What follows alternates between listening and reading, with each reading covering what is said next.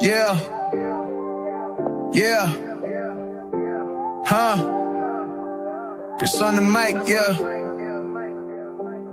Zoe in the zone, breaking down plays like I'm coaching from home. Women's game, rising, call it throne for the queens. I'm the conduit, connecting courts with big screens.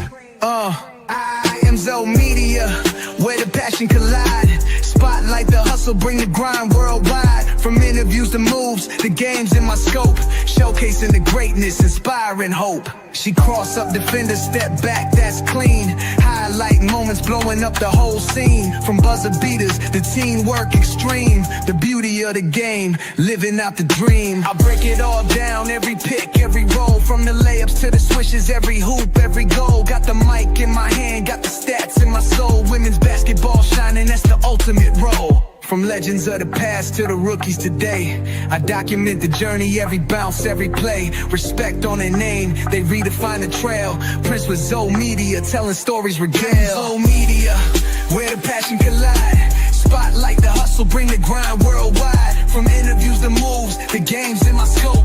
Showcasing the greatness, inspiring hope.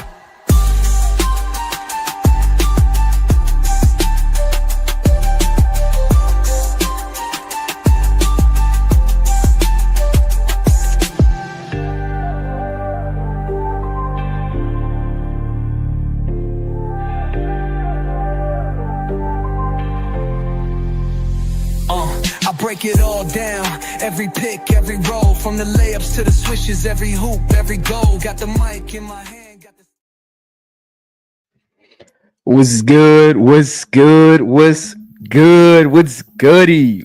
Man, appreciate all y'all for pulling up. Make sure y'all hit that like button, hit that subscribe button. You already know what it is. Hey, we got a special guest with us today. We got our girl B from B Sports. So everybody in the chat, show us some love.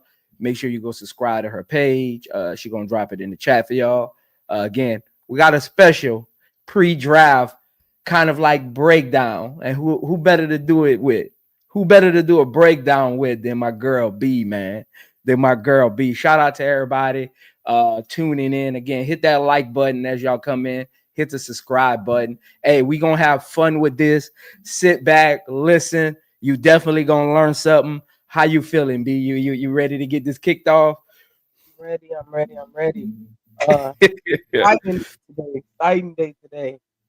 The draft is happening. It's finally here. We get to see what these guys do, what these other teams do. So let's get to it. Yes. Appreciate everybody in the chat for pulling up early. Again, if there's a chat you want us to get to, you already know what you got to do. Drop that super chat because we're gonna have the docs up. We ain't gonna be paying attention. I only get the ding as the super chat comes through. But again, if it's something good in the chat, I'll still get to it without a super chat. You already know how we are. We family over here. Money ain't everything over here. We learning something over here. Hey, look, B. Hey, we're gonna get into some team needs. We're gonna get into some roster fills. You wanna tell them about the trade that just happened before we get to everything, man? Yeah. Minnesota, turn your mic up a little bit, B.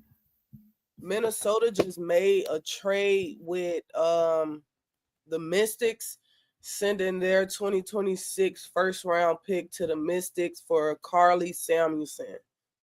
I kind of like the move. Kind of like the move? I like it. Cheryl Reeves don't want no rookies, man. Cheryl don't want to do with rookies. Something about them rookies and her, man. I don't know. She don't want to have nothing to do with the rookies.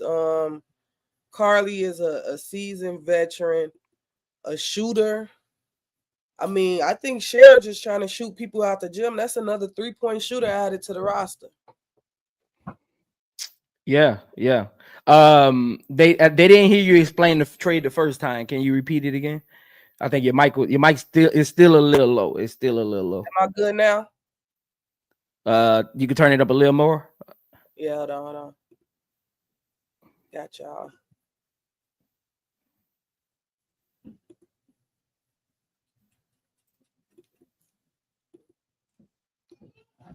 All right, how about now? Oh, you good now? You good? You sound like you're professional now. You good? I bet. So the Minnesota Lynx sent their 2026 first round draft pick to the Washington Mystics for Carly Samuelson. Yeah. So who you think won that trade? In the future, I think the Mystics would eventually win the trade. As of right now, winning now, Minnesota just added a shooting guard behind K-Mac who can play defense and who can shoot. So you basically get the same production off the bench that you get in your starting lineup. So That as makes far as sense. going down, I think Minnesota won a trade. But for the Mystics and trying to build for the future, being in a rebuild, the Mystics definitely got some draft pieces that they can work with. Okay. Look, Katie Lou Samuelson, I always felt like to me, she's always been like a taller Mabry to me. Like they kind of give you the same kind of impact. Mabry is my Katie Lou is in Seattle.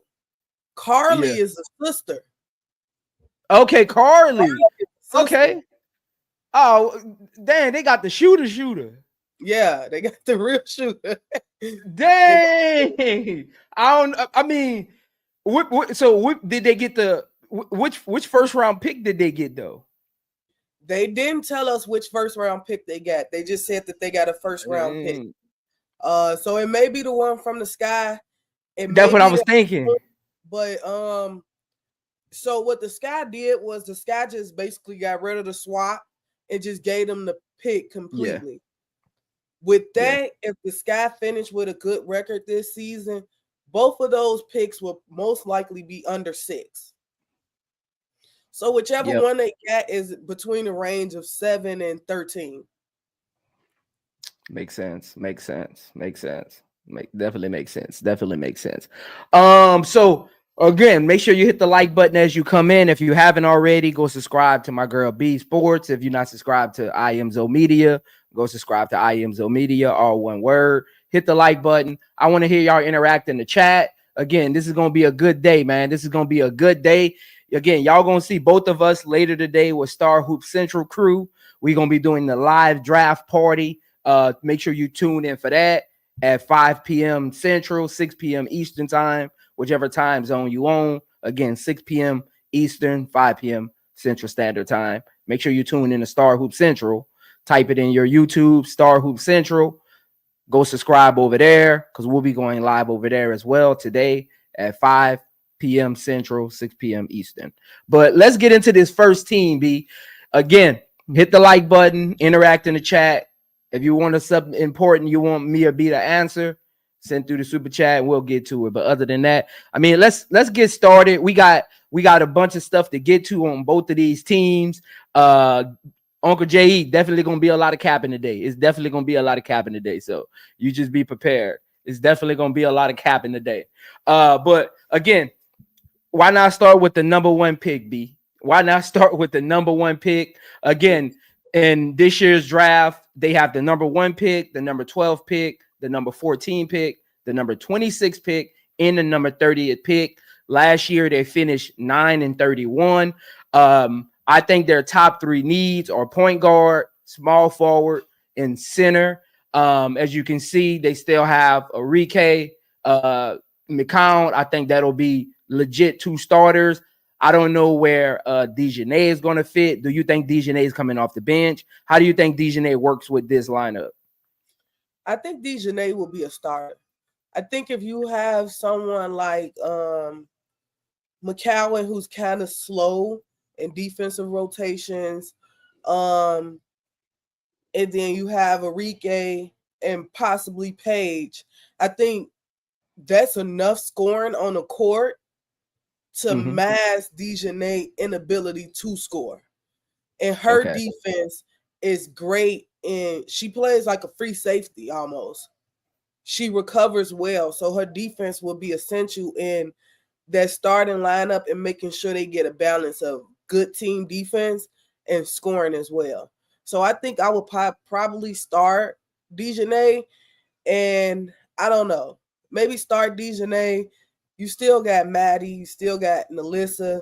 Those two, I think, will have to fight for who gets that 4 position. But I would probably start Dejanay. I would start I would start her, but they don't got a bench, B. So I'm thinking, okay, you got 5 picks, right? We can build out our bench with these picks. I don't think any of these picks, besides we already know who's going number 1, Paige. I think all these other picks are kind of going to be roster role player filling kind of picks. I think they're in a good position to fill out their bench for the next 2 to 3 years. Going into 2026 free agency with the CBA, the only people they have under contract are going to be their rookies from this year, Maddie, Lou, and I think that's it. That's it. I mean, that's it. You got literally 6 players under contract going into the CBA. Are we sure? Look, are we sure they're not planning for the future, right? Are we sure that Dejanay and Arike is for the future? Are we sure about that? I don't know. So with Arike, I think drafting Paige kind of give you a safety net with Arike. Paige is probably not Arike level score, but as far as productivity, I think she can give you some of the same productivity as Arike, if not better, because she's a true point guard. She can actually get everybody on the court involved. So I think the Paige pick is a safety net for Arike. Dejanay is somebody that I think Kurt Miller really likes. He drafted her to Connecticut. He kind of worked with her in trying to shape her game. So I think even with the CBA, Kurt is going to try to work hard to bring Dejanay back. But like you said, they don't have a lot of like people coming back next season during the CBA, which could be concerning. So these draft picks really matter for Dallas. Yeah. And look, every question I ask you, it got a point to it. I don't like to ask unnecessary questions. The reason I asked about that backcourt is because it is. They have the number 12 and the number 14 pick. Is Isaiah James one of those picks to replace Arike if necessary? Do you think they planning ahead with that number 12 or that number 14 pick? Are they going to get a score? I think they have to. Even if it's just coming off the bench this season for that player and eventually getting in the starting lineup, you giving that player you basically setting that player up like, okay, this is what we're going to need from you, but we're not going to push you in your rookie season. We're going to let you come off the bench, get comfortable. But next season, if Arike decides to bounce, we know that you can come into the starting lineup and fill that role. Isaiah James, to me, would be perfect. The play style, the ability to create her own shot, get a bucket at any time, is kind of Arike-esque. So I think she would be perfect playing next to Paige. Paige takes so much pressure off of a lot of people because she can do multiple things. And I think playing next to Paige would kind of bring it out of her. I know Isaiah played next to Sanaya, but Sanaya is not half the point guard that Paige is. And I think that situation would probably be best for Isaiah James. Now, I think they need a center, because I'm gonna be honest. Are we sure Tierra McCown is for the future? Are we sure she's coming back? I mean, she's their only true big outside of Nalissa, but Nalissa Smith really plays like a center. I think she might end up transitioning. So when I was doing their needs, I was like, they need a center, but I'm not sure Nalissa wants to play center, even though her play style is probably better at center. Sometimes players don't understand what they can be at a different position because they're comfortable in a position they've played their whole life. I think in this day and age, with the way that the WNBA is kind of transitioning into a lot of bigger wings. I think she can take advantage of that going to the 5. Because if you're going to get bigger wings at the 5, guess what? Those normal power forwards, they're going to be your centers now. Because those bigger wings, they're getting to the perimeter a little more. Most of your power forwards are coming out the draft. They're able to stretch the floor. We talk about the Maddies, even the Tipsons can spread the floor for in a sense. Even Fagan can hit the 10 to 15 footer. So I think NaLyssa going to the 5 and maybe drafting a Fagan or a Tipson might be a future pick for them with that 14th pick.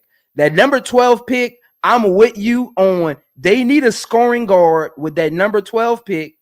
That 14 pick, I think they need someone that can play the small forward, power forward position. A Fagan, a Tipson, somebody agile around that kind of like range. Hey, even if Sifka falls, who knows? Sifka might fall. If Haley Van Lith and Georgia Moore creeps into that first round, Sifka might fall right into their lap at 14. That would be probably the steal of the draft if Sifka falls to them at 14. Imagine Sifka, Arike, Dejanay, Tierra, and Paige on the court together. You got defense, offense, and length. You got shooting, everything. That would be a dangerous team. It would. And that's why the draft is kind of important, especially for Dallas, because they have like this team. You look at the roster and you're like, okay, we know the names, but how do the names play together? They need those glue pieces in between those names to bring them in, to bring them together. And like a Sifka or another player I like, they got some link to a Leonai, just a flat out sniper. I think she's like 6'2", almost 6'3", wing. She can shoot the net off the rim. She may be somebody who's available at 14. I don't know if Sarah Ashley Barker is available at 14, but she's another one that has length who can score on all 3 levels. But I agree, like NaLyssa Smith is 6'4". If Asia can play the center at 6'4", NaLyssa Smith can play the center at 6'4". And because these centers now are becoming more of like stretch centers, I don't think it will hurt her to transition over as much as it would have did when like BG came into the league. Yeah. Some players like that who were paint dominant. Yeah. And I mean, she doesn't need the ball on offense because that's not the type of player she is. Mm-hmm. I mean, when you think about her defense, she's a agile. She gives you like a kind of like workhorse kind of mentality where she isn't really good at one thing, but she is a serviceable player on defense. She's not going to rim protect. She's not going to wow you with blocks. But if your perimeter players can actually guard, it takes some of the pressure off of her as being the anchor on the back end. Because for all intents and purposes, she is a okay rebounder. She can crash the glass. She's a big body. It isn't like she weighs 160 pounds. You know what I'm saying? They're not about to push her around. She's really a bully on the block at sometimes. I think if Kurt Miller can get this figured out as far as like how to utilize her at the 5 and spare minutes when Tierra McCown is probably in foul trouble, or they want to go with their smaller lineup, she can definitely go to the 5. And I think that could work with shooters around her, perimeter defenders. That could work with her as a 5 and spare minutes. So I kind of like that. That's why I didn't really go with a center, because NaLyssa can slide to that center. I mean, that's why I didn't go to a power forward, because she can slide to the center, but she's really a power forward. But the small forward pick is going to dictate how I think they use NaLyssa. That because if they can get a bigger small forward, she can play the 3 and the 4. NaLyssa can play the small ball lineup at center, and that way Sifka is 6'4", 6'3" herself. Now you got 2 6'3" plus players in your front court, which a lot of teams, if you look at a lot of rosters, they don't really have that in their front court. You're not about to get 2 6'3s in your front court like that. Like every team doesn't have that option coming off the bench in their starting lineup. Yeah. But when you get deeper into the rosters, a lot of teams don't have 2 6'3 people they can put out there.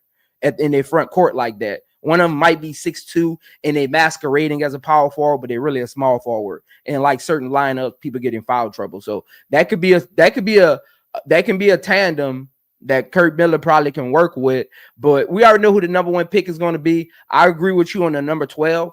I think number 26 and 30 are going to be important. I know for some teams, people look at those late second, early thirds, or even third round picks in general as training camp invites. But like you said, with only 6 people coming back next year, I think they're going to really focus on that 26 and 30th pick to have an impact. They're going to look for someone that has a special skill versus the best player available at that position. Usually when you get to that late 24 on down, usually GMs go, okay, we're going to pick the best available. I think with 26 and 30, they need to pick players with specific skill sets that they need. They don't have to be two-way players. If they're a great rebounder and they need a rebounder and 26 is there and there's a great rebounder, I think they'll take them. If they need another perimeter defender at 30 and there's a perimeter defender at 30, even though they might can't shoot or might can't give you offense, I think they'll take them because they're going to be very, very important to the roster build over the next couple years. This is going to be a young team going into next year. And those pieces are going to be important, those utility nice players. So I think that's probably what they're looking at. So again, any final predictions on Dallas Wings, anything that they necessarily need outside of, we already know Paige is going, any skill set they necessarily need? No, but I got a joke that I think Dallas going to be the team that drives Sedona Prince. I don't know why it's been stuck with me, but I'm like, Dallas gonna be the one to draft her right at 30, 26 or 30. Wow. I don't think she's gonna go anywhere before that. And you think of like Tierra McCowan, I think they kind of like height at that center position. Yes, Nalissa can play it, and we both believe that she should be given the opportunity to play that center position, but Sedona is another 6'7" center that like gonna be there. Kurt may be like, you know what? Let's just see what happened. It ain't gonna be guaranteed because we can fall back on Nalissa, but let's just see what happened and bring her in. Hey B, that's why I got you with me, man. You the first person I heard mention her on Dallas, and when you think about their roster going into 2026. It might make sense. Because, I mean, for all intents and purposes, remember, Nalissa got traded there. Tierra McCown could be on the move. I mean, it might make sense where they're like, okay, we draft Sedona Prince, and we don't have to go all in on both of them. It might. And again, I don't think they really have a true backup center. I can see her in a backup center role, getting her feet wet first couple years, maybe re-sign Tierra McCown. If I'm them, I would re-sign Tierra over Nalissa, and I would go in and I would see, because Hines Allen, I think she's on a 1 year. I don't think she's gonna be there. I think that's a fill-in piece. Because I think she's on her last leg, honestly. I think she's on her last leg. Yeah. Too small. Yeah. It took playing a forward at like 5'11", 5'9". We see Alicia Clark do it, but Alicia Clark can shoot the 3, which kind of makes her a mismatch playing that forward position.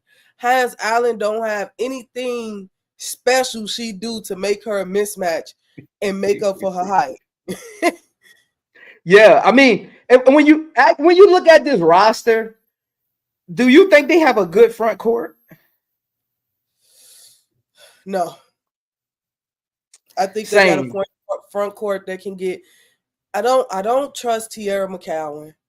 I've seen her play players her size, and she can score, but she gets discouraged when a ball don't continue to come to her, which is kind of a problem because once you take her out of the game, she's out of the game for the rest of the game. She never recovers.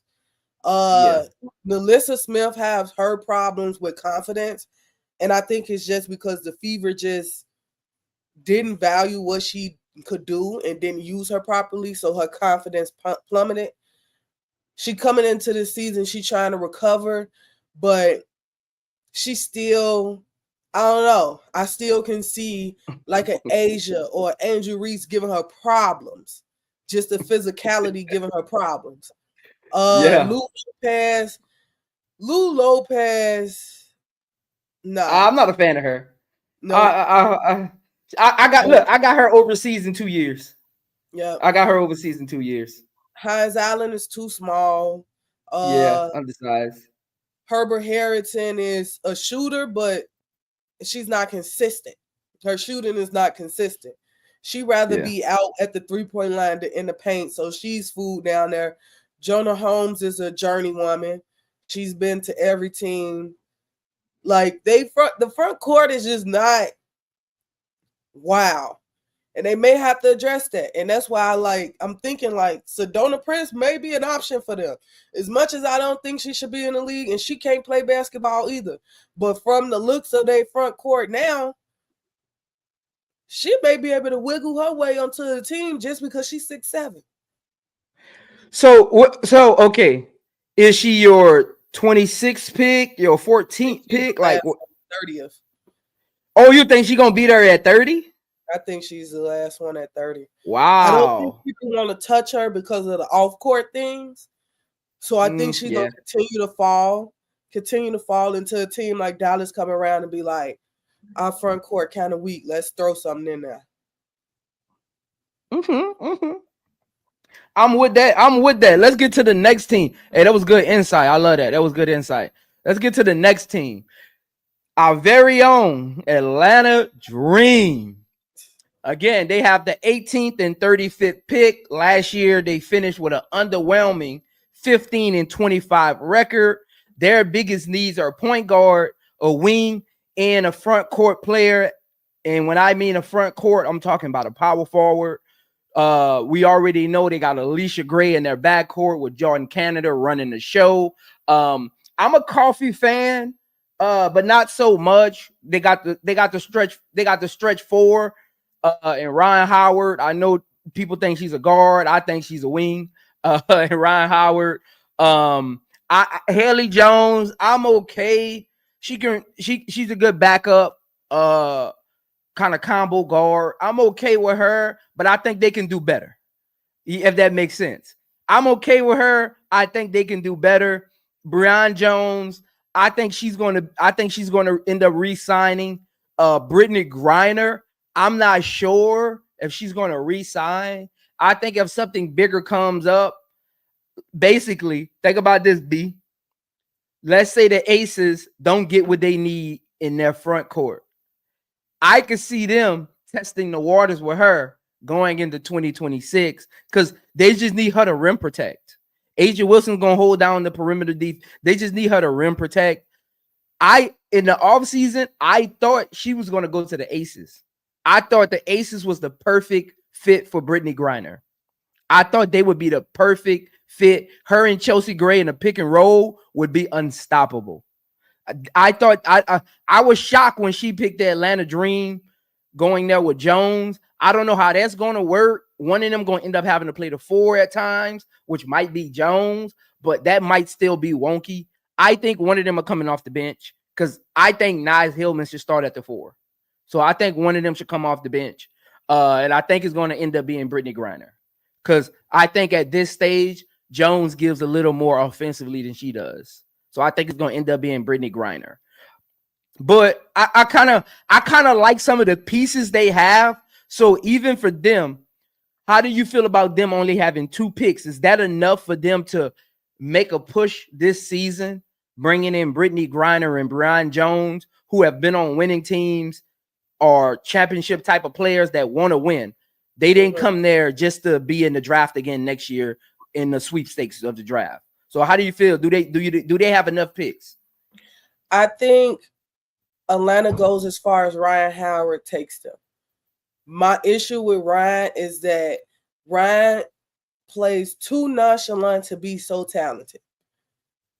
She literally can score on all three levels, but she rather shoot the three or get to the basket. I never too much see her use her mid-range game, but in Kentucky in college, she used it a lot, which is confusing to me.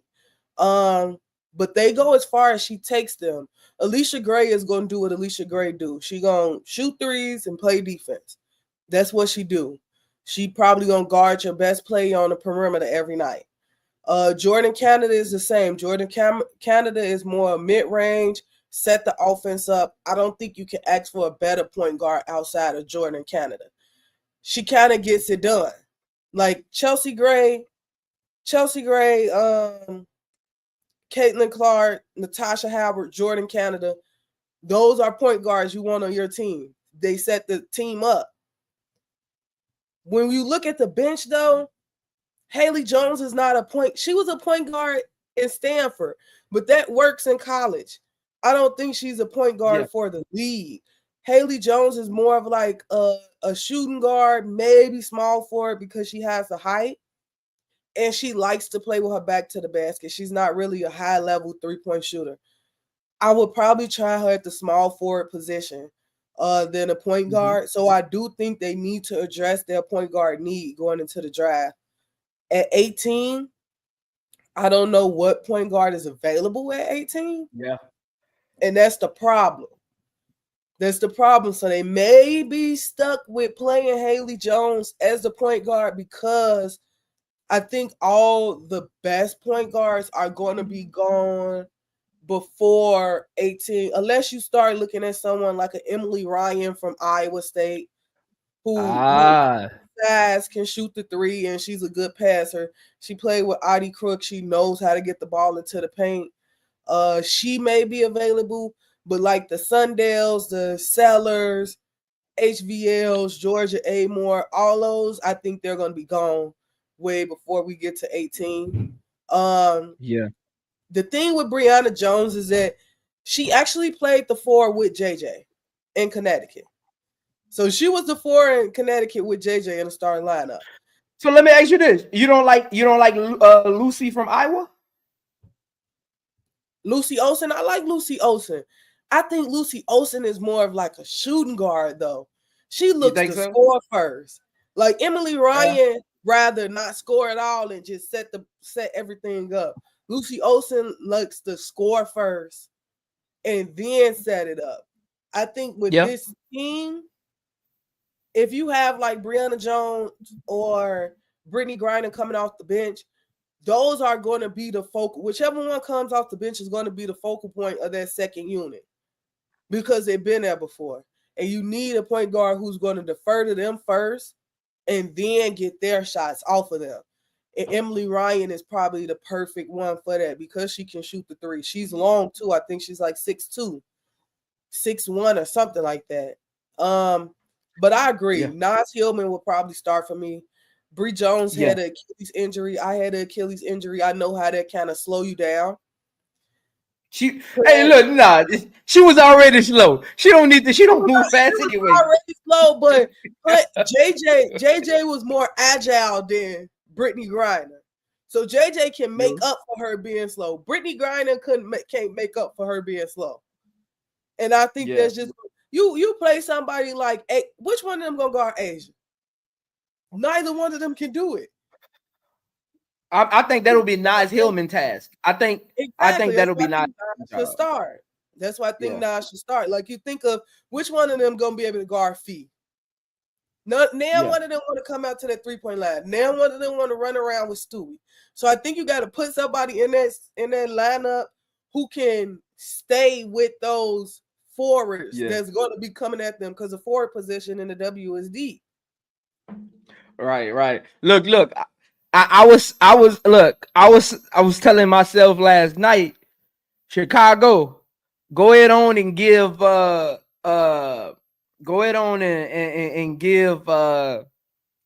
and give them Michaela and that number 10 pick for Ryan Howard. Go ahead on and do that, man.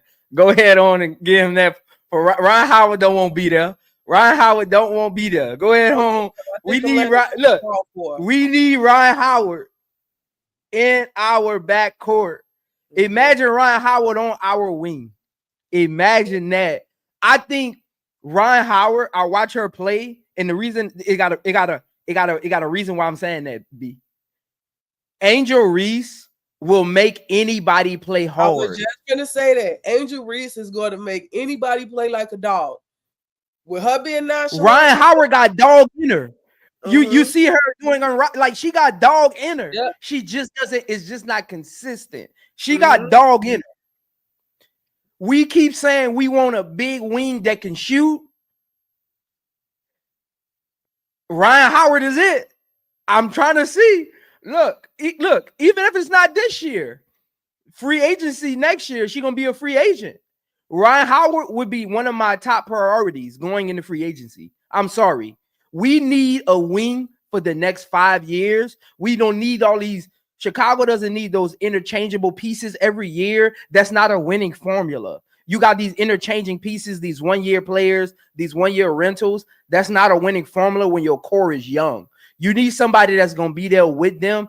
Yes, she's a little older than them, but I mean, it ain't really like she's out of the way. Ryan Howard is exactly what Chicago Sky needs next year. And we don't want to get too deep on Sky B because we about to get to them in a minute. But I just wanted to say that because Ryan Howard on this team, Ryan Howard is someone I wanted Chicago Sky to target this offseason. Why do you think Atlanta isn't willing to sign Aerial Powers back? I think Aerial Powers was that dog on Atlanta that they need. She brought a different type of. Every game I watched of Atlanta when Aerial Powers came off the bench, the energy shifted. She kind of like an Angel Reese-esque player in how she approached the game. It's like everybody is dog food, dog eat dog. You take her off this roster, I don't know who you look forward to for that energy. Like Nas can give it to you, but she's reserved. She's only going to give it when somebody gives it to her.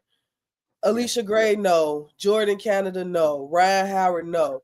I think every team needs that person that's going to be like trash talking everybody on the court. Yeah. Who you think their leader is? Who you think their leader is on this team? Damn. You don't think BG could come in and be like, nah, I'm the championship player. I'm the future first ballot Hall of Famer. I'm one of probably the top 5 centers in WNBA history. This is how we're gonna do things. I will hope for BG to do that, but she kind of had the opportunity with, yes, DT was on Phoenix, but like she could have been second in command to DT. But every time a new player like Kai came on Phoenix, I thought Kai was second in demand to DT. Yeah. I'm blanking on her name. What is her name? Who? The point guard for Seattle. Cloud? Skylar came to Phoenix.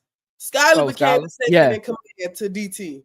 So I think BG is more like, okay, I'm great. I'm here to play basketball. We're going to have fun. We're going to win, but I'm here to play basketball. She can be the enforcer, but I don't think she's like the leader.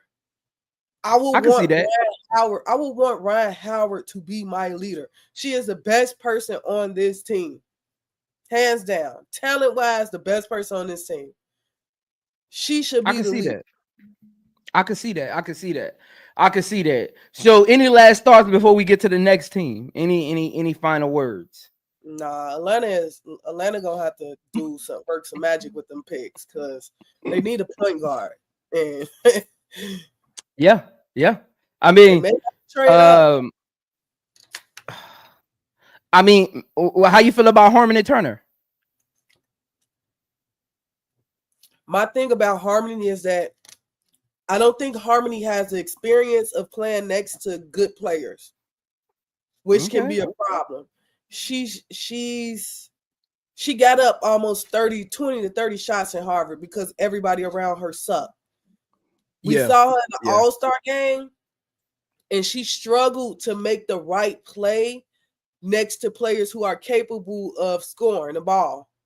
and that may be a problem coming in. That's something she just gonna have to get out of her system because she's so ball dominant. Like you don't have. I think she would be. I think she should transition to the 2, kind of like you said about. Yeah. I forgot who it was. I think she should transition to the 2.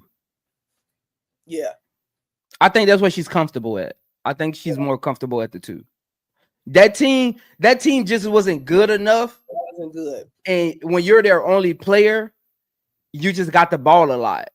So it makes it look like you're the point guard of the team, but the team just isn't good.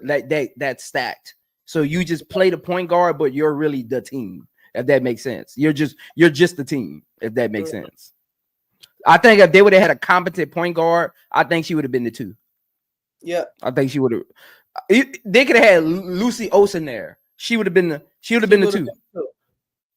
been the 2. I think it was out of necessity. I don't think it was I'm a legit point guard. I think it was out of necessity for that type of team. Just her play style. She likes to get to that 1-2 dribble pull up. Like that's point guard. That's not point guard kind of play style. Like, I don't think. Do you think they make the playoffs? Atlanta? Yeah. They should. When you look at this roster, you should be like, playoff team. At least 5 or 6 playoff team. Okay. Atlanta roster last season wasn't bad though. It wasn't. Didn't make it. It wasn't. Like, that's why I'm surprised. Same thing. You got Brittany Griner, but you had Tina Charles. It's similar play. Yeah. And they couldn't make the playoffs. So we'll see. All right. Next team up. Our very own Chicago Sky. We have the number 10 pick after trading away our number 3 pick. Yesterday, Chicago Sky and Jeff P acquired the number 11 pick from the Minnesota Lynx. They also acquired the number 16 pick. And is it the number 22? Which one they acquired from the Aces? Was it the 16 or the 26? 16 and 22. Yeah, from the Aces, trading away our very own Hall of Fame point guard Dana Evans to the Las Vegas Aces. Chicago Sky needs our point guard, another wing, and a front court stretch 4. Again, on the roster, we got Mojo, our recently traded for Ariel Atkins, our core players in Camilla Angel Reese, traded for Rebecca Allen, Rachel Banham, traded for mid-season last year, incoming free agent, veteran, first ballot Hall of Famer Courtney Vandersloot, Kia Nurse looking for a resurgence, Michaela Nweye looking to define her role in the WNBA, Elizabeth Williams coming back from injury. We did sign Morgan Birch, who used to be with us. She's a stretch 4. She is on a training day contract, though. And we did not resign Kennedy Carter, who's still out there as a free agent. So I know we're gonna get into a lot of this later on, but we don't gotta name the players. But how important is it with this number 10 and 11 pick in the first round? How important is this pick? And what areas do they need to address? You got to get it right. I think he has to address the point guard position, backup point guard, and power forward. Small forward, you kind of got like Beck Allen, Rachel Banner, Michaela, Kia Nurse. They can go back and forth because of their size. They can go back and forth between playing a shooting guard, small forward. All of them, I think, are like 6 feet and above. Rachel Banham, like 5'11". Everybody else is like 6 feet and above. So they can kind of go back and forth between playing that small forward. But power forward, we saw the usage of Angel kind of take a toll on her body towards the end of the season. I'm glad you brought that up. I would like to see somebody behind her who can relieve her some of those duties where she can just get a breather. She plays so hard. She has to have a breather. So I think backup point guard behind Sloot, because Mariah Jefferson, as great as she was in college, injuries kind of impacted her ability to stay that same player in the W. She just wasn't able to find her footing. due to injuries. I don't think it's anything with talent. I think it's everything due with being healthy and being able to actually be consistent and have good seasons. I would like to see us get younger at the point guard position because we don't know how long we got Courtney. And she's the perfect teacher for any point guard coming out of this draft. Like you got a first ballot Hall of Famer in front of you. If you can't learn from that, I don't think you can learn from anything. Yeah, I mean, yeah. So point guard and power forward is the two positions I would kind of address immediately with the 10 and 11. And then small forward, grab what we can at 16 and 22 is not bad picks. It's going to be a small It's not. forward. It's going to be a small forward available. I think I agree with you on they need to address the point guard and the power forward position. The small forward, I agree with you for this year. We got at least 4 players, maybe 5 if you want to slide Ariel Atkins right there, depending on who in the game with her. Maybe 5 players that can literally play small forward and be competent at the small forward position. I think whoever we take at the wing position is for the future, not next year.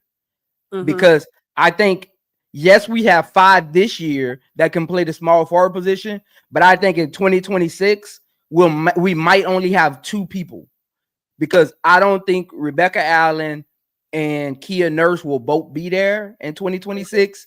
I think it'll maybe be one, maybe neither. I think they're both 1-year rentals.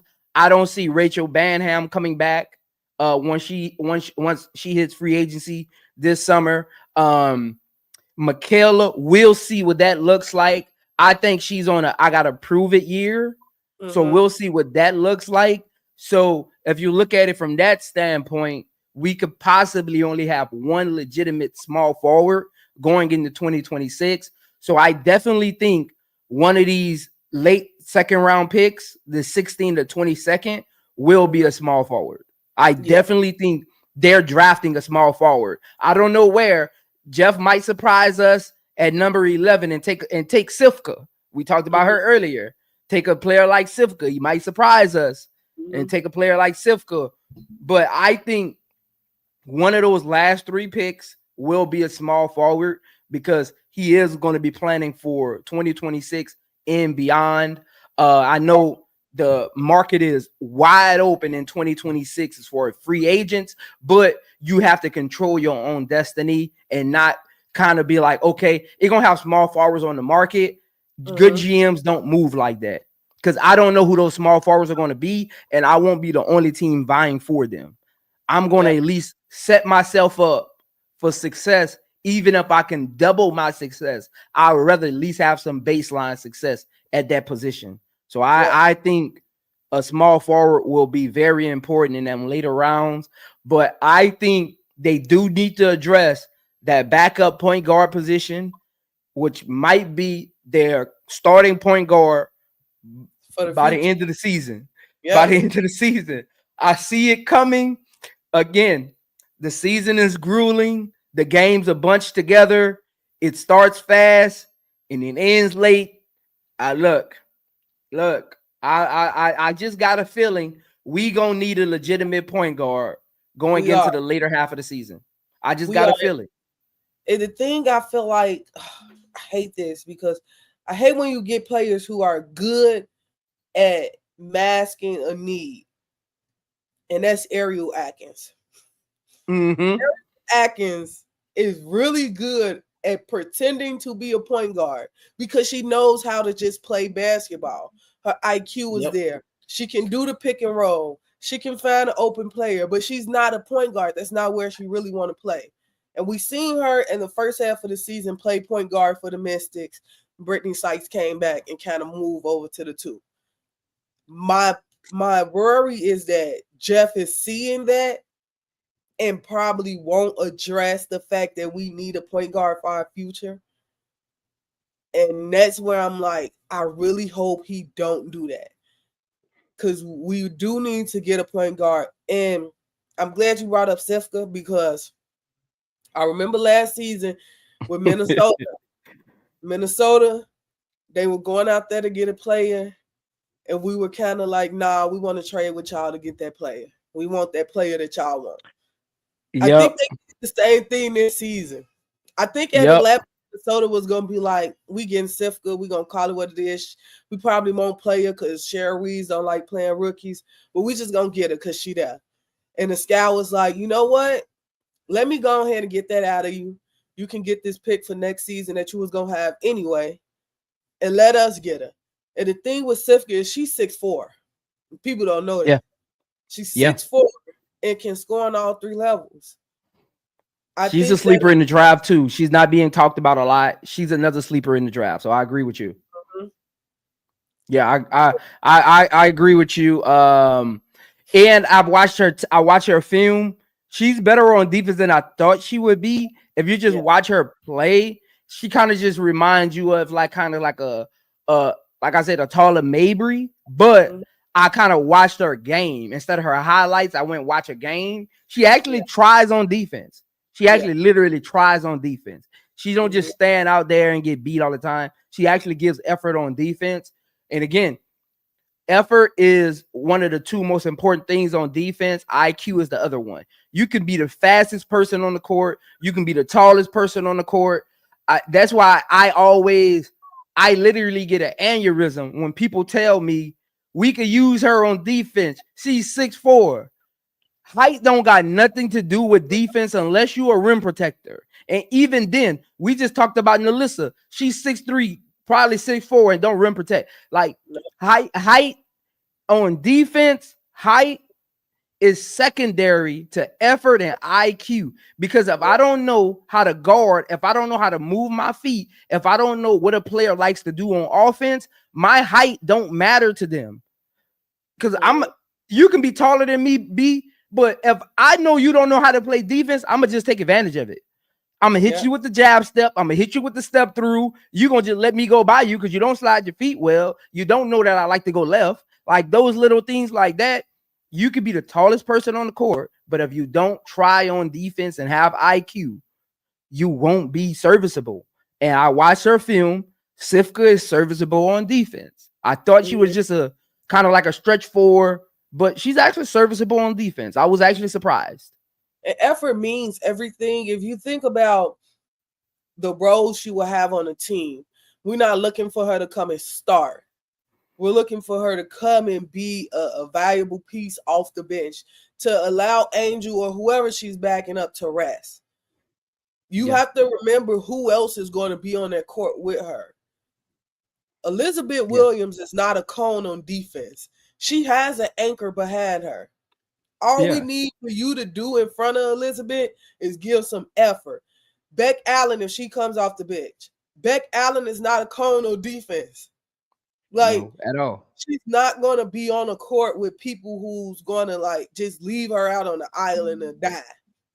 If you give the effort, you have the pieces around you to mask your inability of being slow or not being able to move your feet. If you give the effort, you got the pieces around you to help you look better than you are on defense. So let me ask you this. We brought back Morgan Birch, right? I know she got the training camp invite. Do you think that's just playing at power forward and they don't draft a power forward? I hope not. I'm not high on Morgan Birch. I know a lot of people who are. I know she can shoot the three. She can stretch the floor. She's big. She's tall. I'm not high on her. I would still go out there for my future and solidify a piece that's a little. Sifka to me is the better scorer. Morgan Birch may be the better defender, but Sifka's ceiling is a little bit higher than Morgan Birch. I think we kind of, although she didn't get as many minutes, I think we kind of know what range of play we're going to get from her. She's probably not going to get you more than 10 points. Yeah. I agree. I agree. So I know the point guard position is so important because do you trust Mojo as the backup point guard? No. And my thing is, I was in a space yesterday and somebody brought to my attention that number 11 or 10, whoever we get there, can be a piece where we just buy out Mojo contract. We got the money. Yeah, I've been saying that. Like, we don't have as many guards as Chicago Sky is making it seem like we have. Yeah. These guards can be brought out.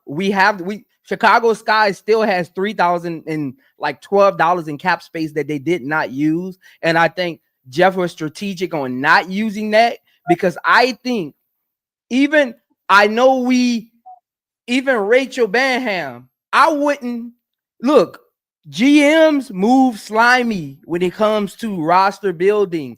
They say one thing and do another. They'll hype a player up because they like them and they don't want to give them bad credibility around the league. And last minute, they'll snatch the rug from underneath them, knowing that player can find another spot because I've hyped you up all summer. Jeff hyped up Rachel all summer. Yeah. He hyped up Mojo all summer. Both of their contracts can literally be brought out. We can literally afford to buy out both of their contracts. Because I know Rachel is a shooter and everybody got this hope for her, B. You only got one basketball and only 5 people can play. I don't see how she impacts this team. Yeah. She's not a championship player. She's not a proven leader. I don't see what she does on this team. Everybody keep telling me about her jump shot. When is she going to use it? I don't see her having an impact with this roster, because I think Rebecca Allen and Kia Nurse going to play in front of her. I don't see her impact. I think Rebecca Allen and Kia Nurse plays in front of her. Rachel, to me, I think Mojo will probably be gone before Rachel, because Rachel can shoot the ball. That gives her the advantage over Mariah Jefferson. Yep. I think we buy out Mariah Jefferson contract. Another player that's on this that I said I think is going to be one training camp contract that's going to make the team, and that's Alex Wilson. I went and watched her tape. I know she's 30 years old, but she's athletic. I'm a fan. She is athletic. She's a winner, a proven winner, not in the W, but in her career, period. Everywhere she goes, she wins. What do you think she brings to the Chicago Sky? I think she kind of is like that Kennedy Carter replacement. I watched her game and I'm like, I see why they picked her up. Her ability to get to the rim is Kennedy Carter-esque. She got some speed to her. She got size to her. She can handle the ball. She can play the 2. They both don't shoot the 3 at high clips, but she can make the 3. And I think she's just like that just a 30-year-old veteran that we like. If anything go wrong, I'd rather go to her than Morgan Burst, Ariel, Kayla Davis, Kayla is now with New York. But if anybody make it, I think Alex is the one who makes it. And she's tough. She played defense. She's tough. But I think Mojo contract get bought out. You draft the point guard. You drive, and then you got to think about it. You buy her contract out for like what she's getting, like $150,000 right now. You give her half. Probably. You give her half of that, buy her out, and bring in 3 of these rookies. You set. Like, rookie contracts is nothing. Yeah. You can move those around. You can buy those out. Like, rookies contracts, or especially with this CBA. If I'm Jeff, before the next CBA kicks in, I need to take full advantage of this garbage CBA that these players agreed to. I'm doing my last take advantage of this CBA. I'm buying out all these contracts that I can, because I might not be able to do it in the next CBA. I might not be able to just buy a player out and cut them. I might not be able to do it. Again, it'll be a cap hit. And again, right now, they don't have like the NBA has, okay, you can buy out their contract, but let's say a player's contract is $1 million. You can buy their contract out, but to buy it out is going to cost you 2.5. Yeah. The WNBA one's not like that. It's just straight cash. So Yep. going into the next CBA, I think players are going to be pushing. Oh, you want to buy me out? You got to pay extra. Yep. So if I'm Jeff, I'm taking advantage of these last couple months of this old CBA, and I need to get this roster down some. Because I want all these draft picks to have a chance. Again, Yep. with this roster, I don't think all 4 draft picks will have a chance. I don't think they'll get the right, because the chance isn't just the training camp, it's the opportunity. Yep. Like if you look at this roster, I don't think these 4 draft picks will, it's they'll get the opportunity to really showcase, because their play will be limited in training camp. Minutes will be limited. Yet it'll be like you got to come in training camp and just hit it off. You won't have time to grow. I think if they cut this roster down, it'll give their draft picks a chance to grow during training camp.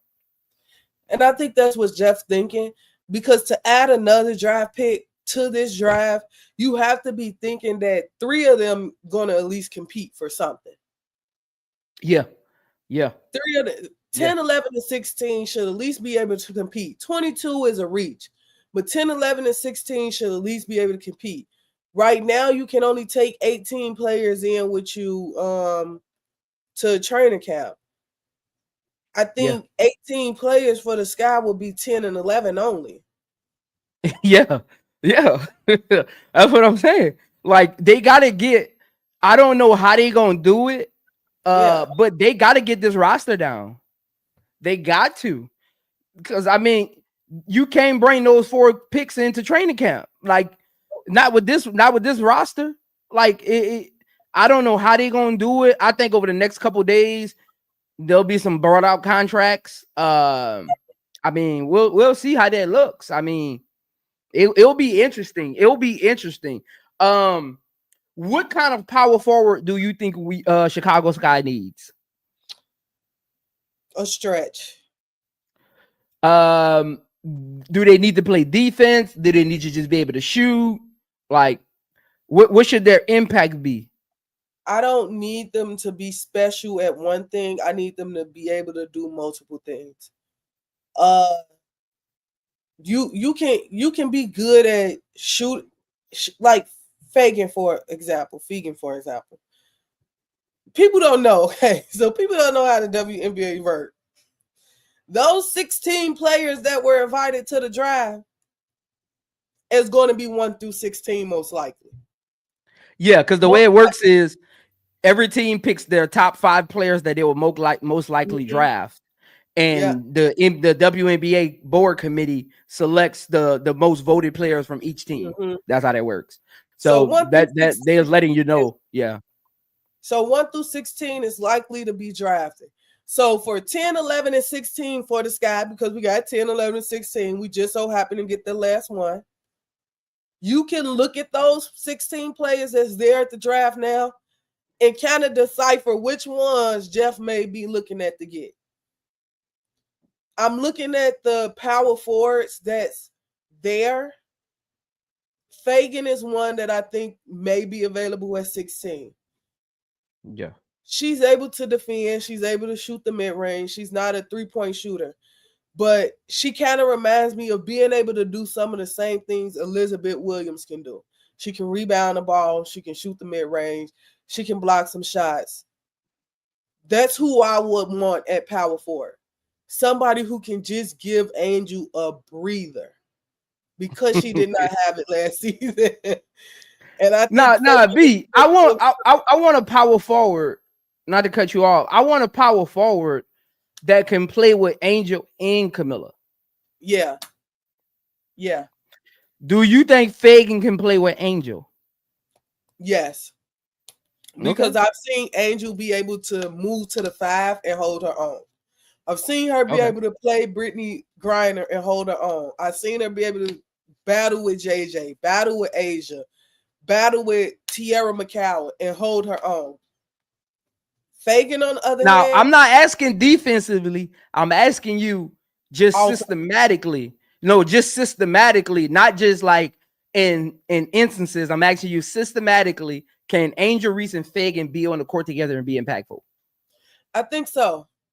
Because Angel is able to Angel is a better passer than people give her credit of being. She's very versatile. Yeah. The 3-point shot may not be there just yet. I guaranteed you she gonna get it. And once she get the confidence, she gonna start knocking them down regularly. But Angel is the type of player you can put at the top of the key and get a ball, and she can read the defense. And she can make a play from that. She can put the ball on the court and get to the rim. She can create her own shot.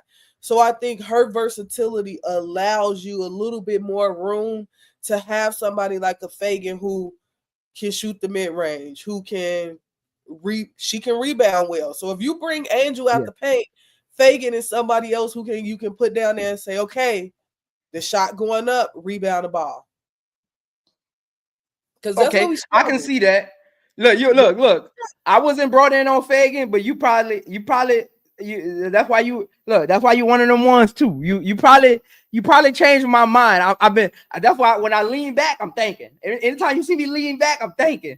B, I've been fighting people against it. You probably changed my mind.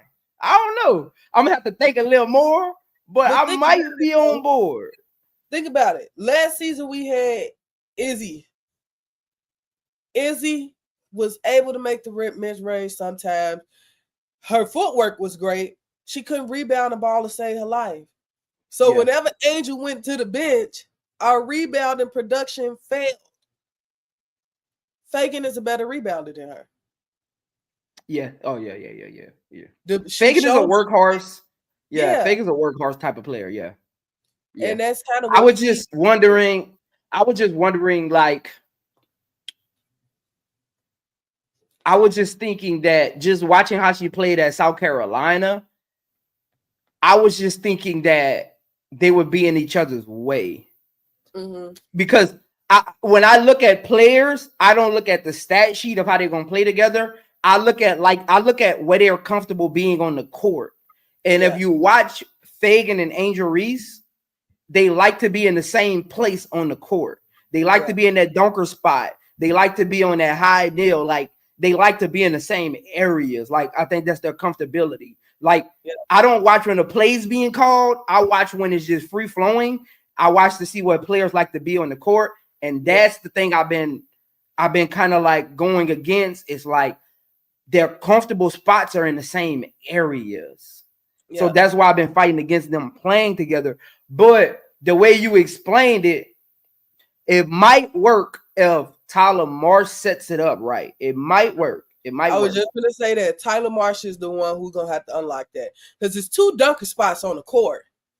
Correct. We just don't want y'all in the same one. Yeah.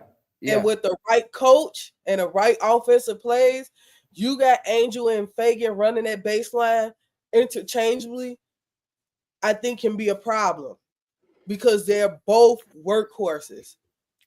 Yeah. We're going to get rebounding regardless who's on the court if you get Fagan. If it's Fagan and Camilla, you're going to get rebounding. If it's Fagan and E. Will, you're going to get rebounding. If it's Fagan and Angel, you're going to get rebounding. It's just how Tyler makes them work offensively. True that. Let me get to these super chats. All I ask is when you lay your head on that pillow at night, know I gave you everything I had. Shout out to Michael Marlin for the $6.99 super chat.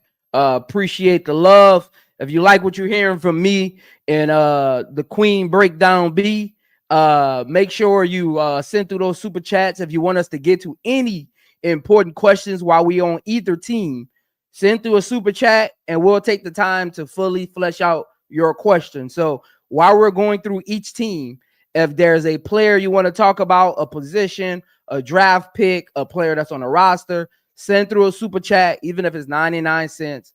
That way I can actually get to it because I can't see the chat because I got another screen up in my back. So if it's something important, I'll get a ding when you send a super chat. Appreciate you, ST13, as always, for the $4.99 super sticker. Again, send through super chats. You want questions answered. If you haven't liked the video yet on both of our channels, just go hit the like button. That just shows us the appreciation that y'all have for what we bring to women's basketball. Again, like I always tell women, this is y'all sport. I'm just here to support it. This is y'all sport. I'm just here to support it. That's why you'll never hear me disrespect a lady. This is y'all sport. I'm just here to support it. I got a question. Thank you, Mario Stewart, for the 99 cent super chat as well. Appreciate that super chat. Appreciate that, Mario Stewart. Yeah, what you got, B? I got a question for you before we move on from the sky. 16 and 22. If it's no power forward in the draft that Jeff liked, do you think it's possible he trades 16 and 22, say to the Mystics, who are already showing that they blowing it up for Emily Ainsley? I was saying this yesterday. If I'm Jeff, I don't care about no second round pick because none of them gonna really help me. It's just kind of wishing on a star. I'm taking 16 and 22. I'm either going to get a player or I'm going to get a draft pick. I gotta get off of that 16 and 22. It don't really look at this roster. It don't really do nothing for me. And we still got 5 draft picks next year. We still got all 5 draft picks next year. We can literally go back in the draft next year for now. I think, but if we do get rid of one of them, it's gonna be for a player, so it's gonna be a roster spot. So I think we should take 16 and 22 and see last minute what team isn't really sure in that first round about who they're gonna select. Just throwing it out there. It might change their mind, Jeff. Just send all of them an email. Hey, if you're not sure about who you want to draft, or you feel like nobody is worthy of being drafted in the first round for your team. Because again, first round draft picks get paid a certain salary cap. Some teams might be like, I don't have a player in the first round that I want to pay that money to long term. Hey, we'll give you 16 and 22. Chicago, if you're listening, but all you need is 3 first round picks. We stuck with these draft picks. Yesterday was the last day to trade this year's draft picks. Oh, it was. Yeah, so we stuck with it. Yeah, that's right. Good call out. A couple more super chats, man. Appreciate y'all showing the love. All I ask is when you lay your head on that pillow at night, I gave you everything I had. We got 2 questions. B, I'm gonna let you take the first one. ST13 with the $4.99 super chat said, do you think the Sky will draft these players and use them to trade for a vet? I think they could with 16 and 22. 10 and 11, I see probably being pieces that compete for a roster spot in training camp. 10 to trade for the 11 pick, you must really want 10 and 11 to be on your roster. Because why do you trade for it? Like, it was an awkward trade, right? It was an awkward trade. Like, why do you we had 4 picks in this draft. Why do you trade one away and then trade for it to get another pick back? It just don't make sense to me. 10 and 11 should be on this roster. 16 and 22 can be pieces that's traded or either just going to be let go with the hopes that 16 can possibly stick around.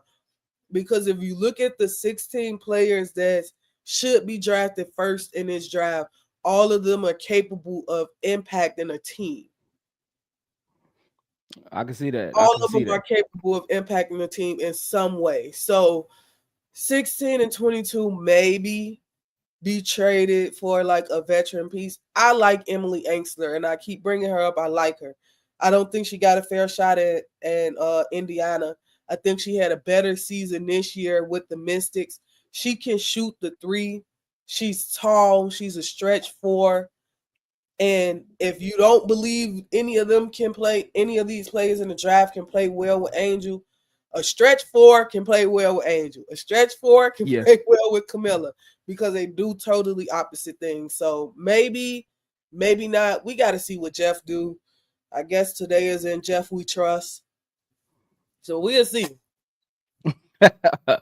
Next one. Shout out to Unc Brass, one of the loyal subscribers, for the $5 super chat. Zoe, Angel can play high-low game with Fagan like Chloe Kitts and Fagan did at South Carolina. The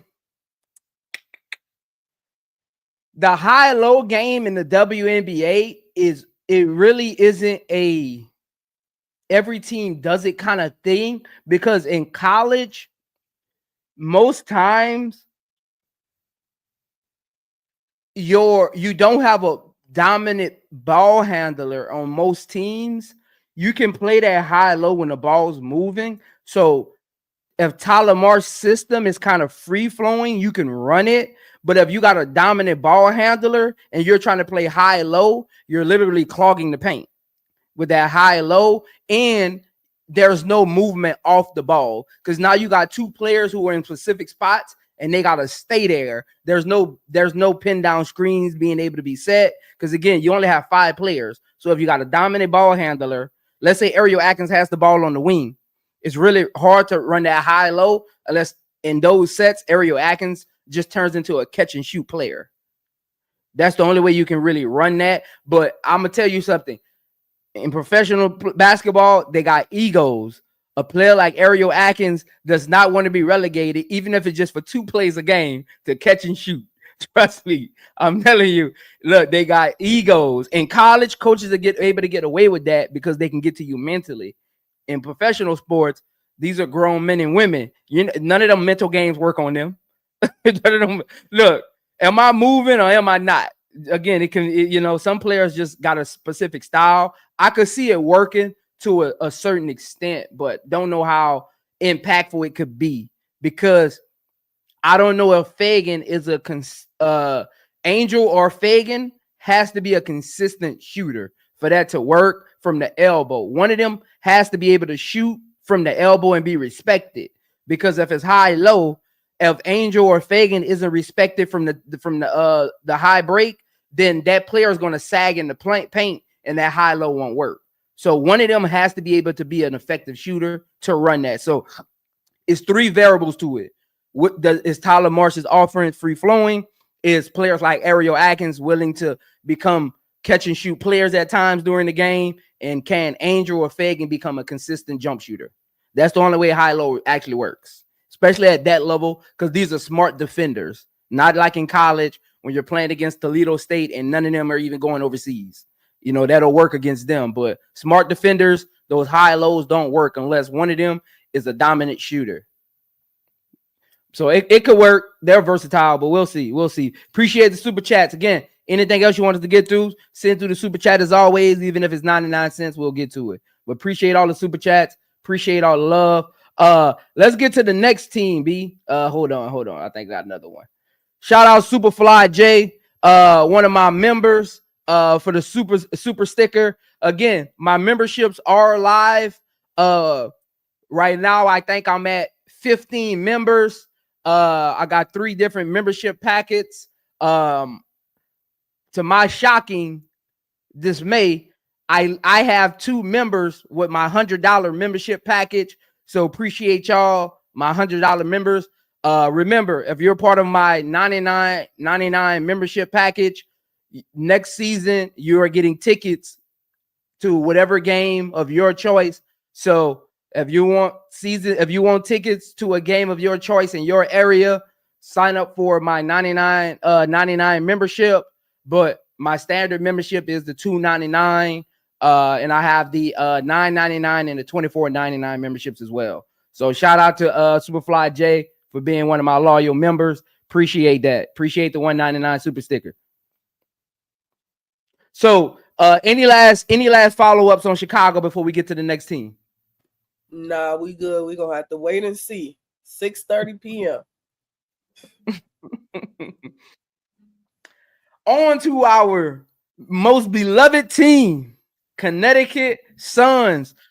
B, I was literally about to put needs everything, but I was like, I'm gonna be nice today, and I'm gonna leave out the shooting guard and the small forward, because they kind of got those kind of figured out a little bit. I know Mabry is the 2 guard. We'll see what that looks like. So I only put their 3 most important positions. Power forward, point guard, center.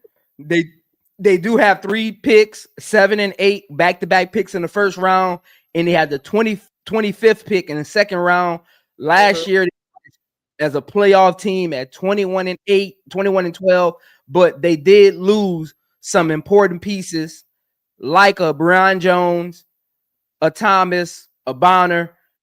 What's going on with the Connecticut Suns? They lost their whole starting lineup. Even down to Ty Harris, Dejanay, Jones, Bonner, AT gone. I've never seen that happen in a long time. Unless a team like they get rid of the team, they push the team out of the league. I really haven't seen a team lose their entire lineup.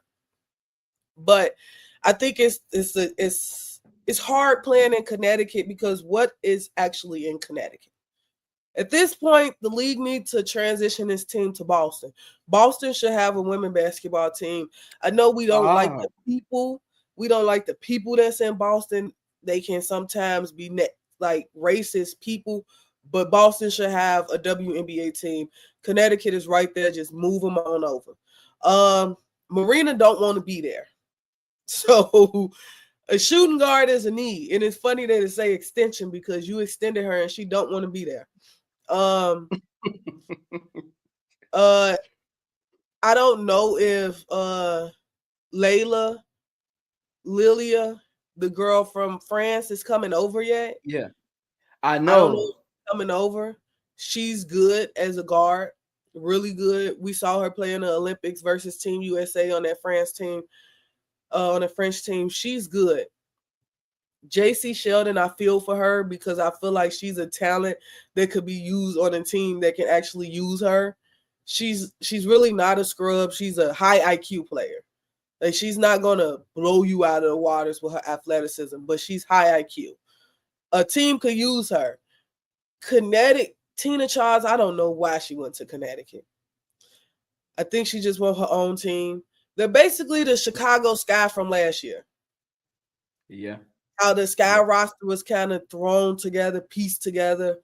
Connecticut is that team, and you were being nice, but I'm not. They need everything, but they only got 3 draft picks. That's why I went with 3 positions because you need everything, but you got 3 picks. 3 draft picks. So I don't know where you start. Maybe point guard, Lindsay Allen. Do you want her to run your point? Probably not. JC Sheldon can do it, but I think JC thrives more as a shooting guard. Yeah. Marina plays better as a small forward. So maybe a dress point guard. You don't know if the Layla is coming over from France. You got 7 and 8. You got good pieces. I would address point guard and power forward. Point guard and power forward. At 7. So the thing is, at 7, you're either going to get is either 2 players because I think they're interchangeable and they switch each other in the draft. At 7, you're either going to get Anissa Morrow or Kiki Iriafe. Whichever one is that's there where I'm at. You get. Whichever one is there at 7, you get because the Valks is either where I'm at. Anissa Morrow or Kiki Iriafe. So whichever one the Valks don't take, you take. Anissa Morrow is not a bad piece to have next to Tina Charles. I think she will learn a lot from Tina. You know what you're going to get from her night in and night out. You're going to get effort, period. At 8, the next pick, I think you can get a point guard. At 8, you either going to get HVL or Georgia Amore. Whichever one is there at 8, whichever one you feel like you need for your team at 8, that's the one you get. HVL or Georgia Amore. I probably will lean more towards Georgia Amore because you need more 3-point shooting on this roster. She's the better 3-point shooter between her and HVL.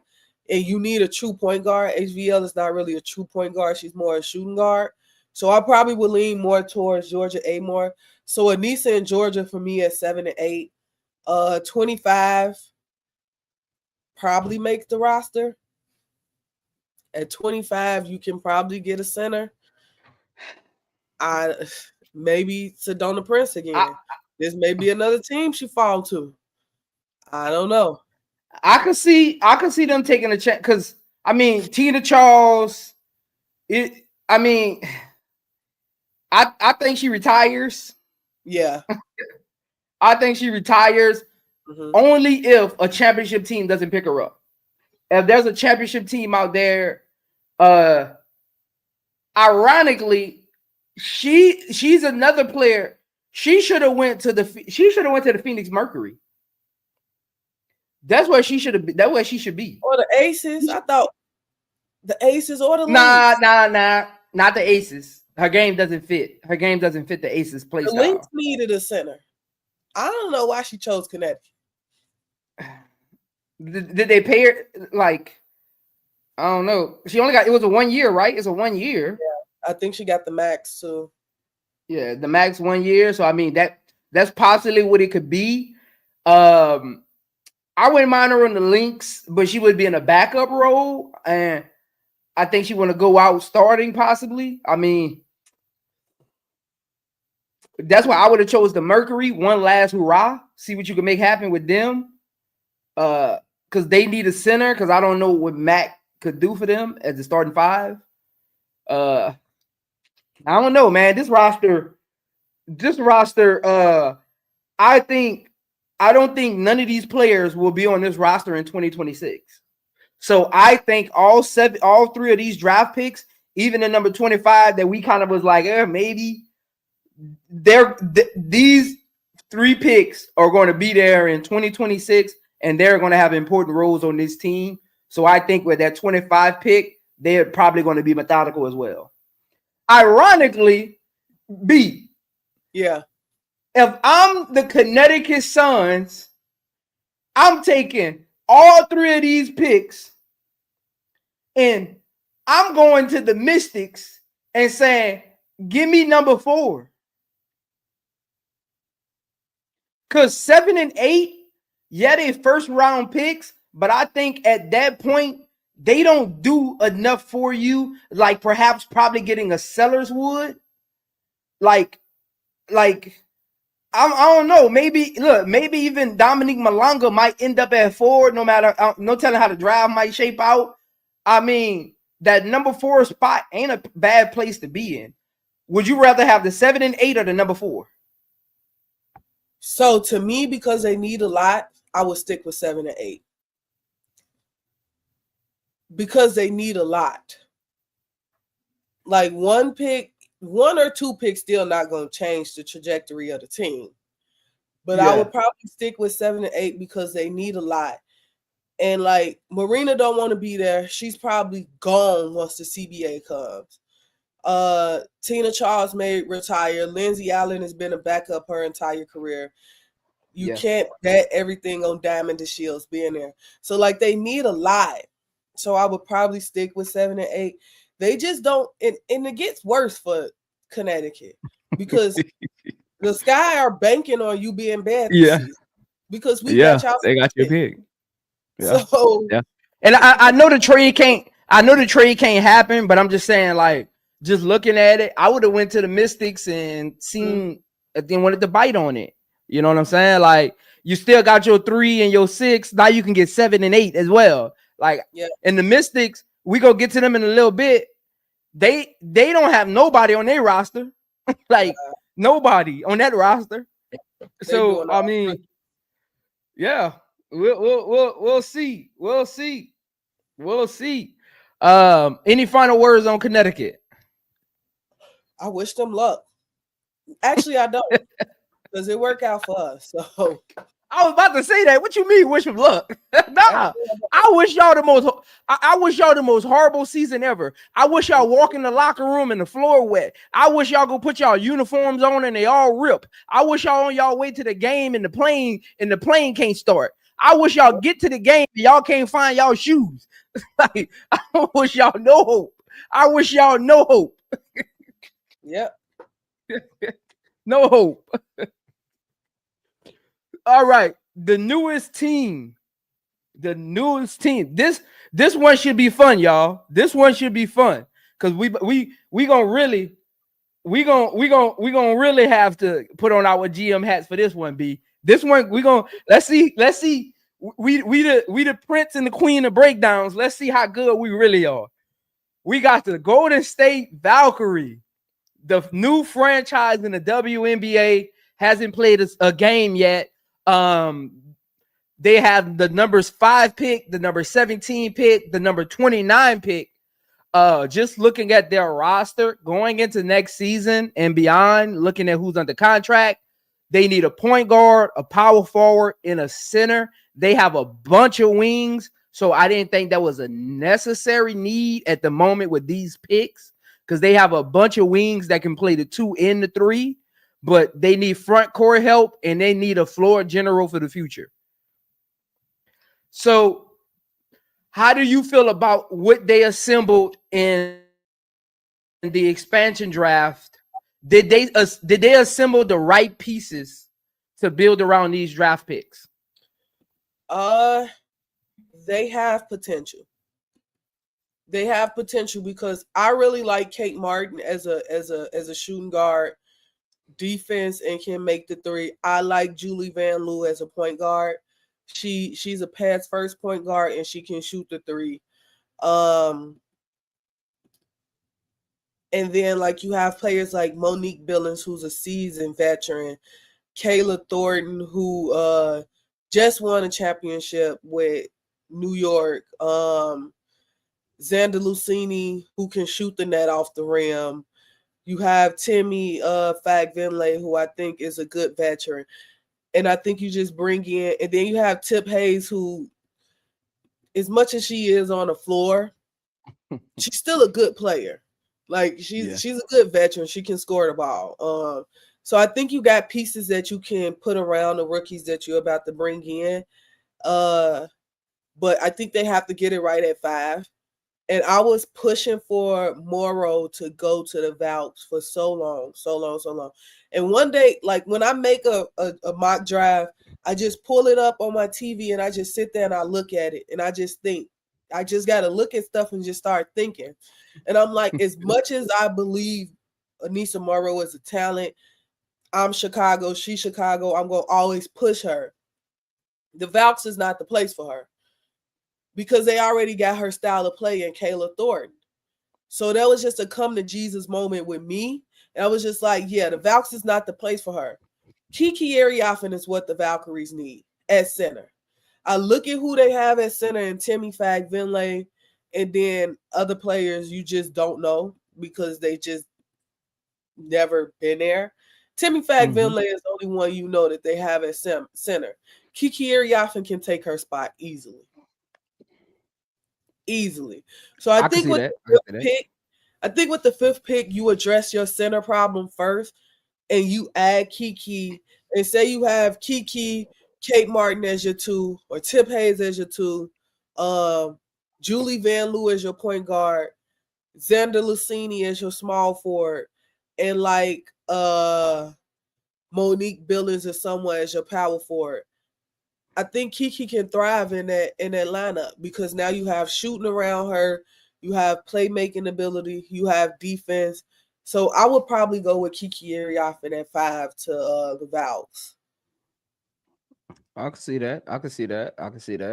I like kind of like how you view that, because I was saying the same thing all summer long, all season, that the people that was pushing for Anissa to go to this team, it didn't make sense to her play style. I know you mentioned Kayla Thornton, but you did mention Monique Billings as well. They literally, all 3 of them literally do the same thing to a certain extent. Monique Billings is the quicker one, so she can play the small forward as well. She's a little quicker, but they literally all do the same thing. And I mean, Kayla Thornton and Monique Billings is a little up in age. They pushing 30, but they still have tread on their tires. They ain't on their last leg. They're still in that kind of like their prime play style. They're still moving quick. They're still doing the little things on the court.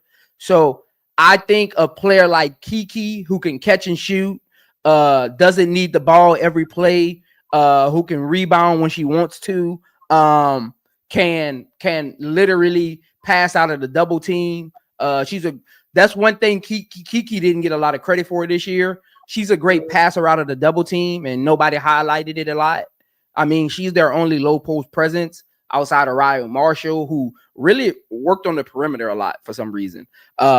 This year with USC, she really passed out the double team very, very good to the shooters. So I think Kiki, being from California, Stanford, USC, comfortability, teams do draft for comfortability as well. When you got two players, it's like, okay, this player right here is comfortable being in this state. They got family here. They won't get homesick. They'll be dedicated to us for the long term. They won't be thinking of going back east, home. Like, they're dedicated to us for the long term, and they can be one of our building blocks. Teams do that. When they put your name on the board, they do have the little bulletins next to you about how you fit with that team off the court. So I think I agree with you. Kiki is the perfect fit, and they definitely need what Kiki can bring, because they don't have what Kiki can bring on this exact team. Carla Lette from overseas, she hasn't come over yet. I like her as a point guard. She kind of gives me that Ricky Rubio, Steve Nash kind of play style. Quick guard, loves pick and roll, can get to the rim, can shoot the ball midi. She's a 3-level scorer. My only thing about her is, can she handle physicality? And does she actually want to come over? That's my two things. Does she actually want to come over? And if she comes over, will she be happy or feel like she got forced to coming over by the media? Yeah. That's where I am with her, because she hasn't come over yet, and she hasn't made, I don't know if you've heard B, but I haven't heard any statements about her being excited to come over. I haven't heard like any tabloids, any droplets of her being excited for 2025 with the Golden State Valkyrie. Like, did you hear anything about when they selected her, like her being excited to come over and play? Either. I did hear that she, I don't want to say she got injured, but I heard that she was out for a minute. And I don't know if it was long term or not, but I don't know if she decided to come over yet. I like her game. I just don't know if she decided to come over yet. And I think she was the pick that they got from Chicago. Yeah. But I think this is the team that Lucy Olsen would thrive on. I was about to say that number 17 pick lines up right with Lucy Olsen. She's kind of in that ballpark on most mock drafts. She's between that 16 to 21. So she's right in line with their number 17 pick. They do need a point guard for the future. I know they got Julie as well, who can run the point as well. But I think they do need their point guard for the future, because she's 30. She's on her last leg, honestly. She's 30. She hasn't impressed me the last 2 years, honestly. If I'm the Golden State Valkyrie, I'm looking at Kiki, number 17, Lucy Olsen, and then number 29. I'm getting the best shooter in the draft, no matter the position. I'm getting the best shooter available at 29, no matter the position. It could even be another point guard. This team needs shooting. This team needs shooting. Kayla Thornton can knock down she's a 3-and-D type of player, but her 3-point shot isn't consistent enough for me. She actually doesn't shoot at a high volume to me. Tiffany Hayes, she's an ISO ball scorer. She's better off the bench. Monique Billings isn't really a good 3-point shooter.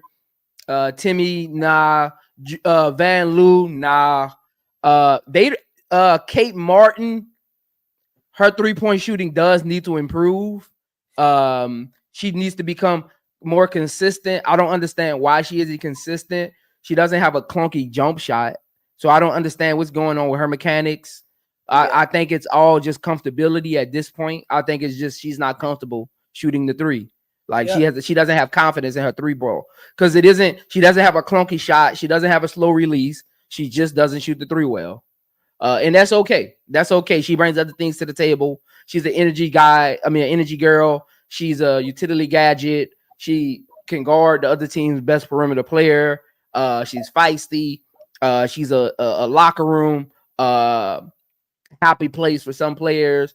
She's a team player. So I like Kate Martin, but I think they do need more shooting in their backcourt. Whether even if it's a small forward position, they need another shooter.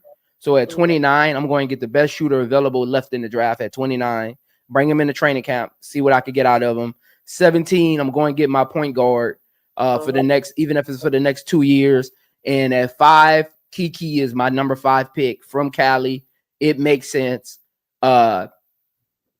He'll thrive, Olsen will thrive, and I think whoever their shooter is will have an impact because I think they'll get minutes because they might end up being the best shooter on the team. Yep. And I just read a quick article where Carla sounds like she wants to come over this season. Okay. She says she looks forward to going to the W, joining the W. So it sounds like she wants to come over this season. Who knows? She is 20 years old, 21, coming up on being 21. So she may decide that she's not coming over. She may come over. Who knows? And I think that's the thing with European players. Like, you just really don't know when they decide they want to come over. Like, you really have to be a team like New York who winning and can sit on waiting for them to come over. Yeah. You got to be able to.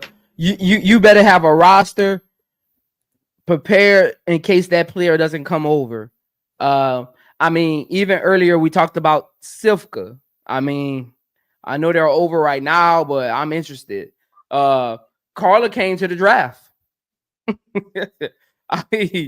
I'm interested to see. I mean, that's one thing. But when I got to pack up, I can fly over here and visit. But when I got to actually pack up and leave my family, that's a different story. I can come over here and get some publicity, get some camera time. But packing that suitcase is a different story. I'm just packing a book sack to come to the draft. But I got to pack all my luggage to come play. That's a different story.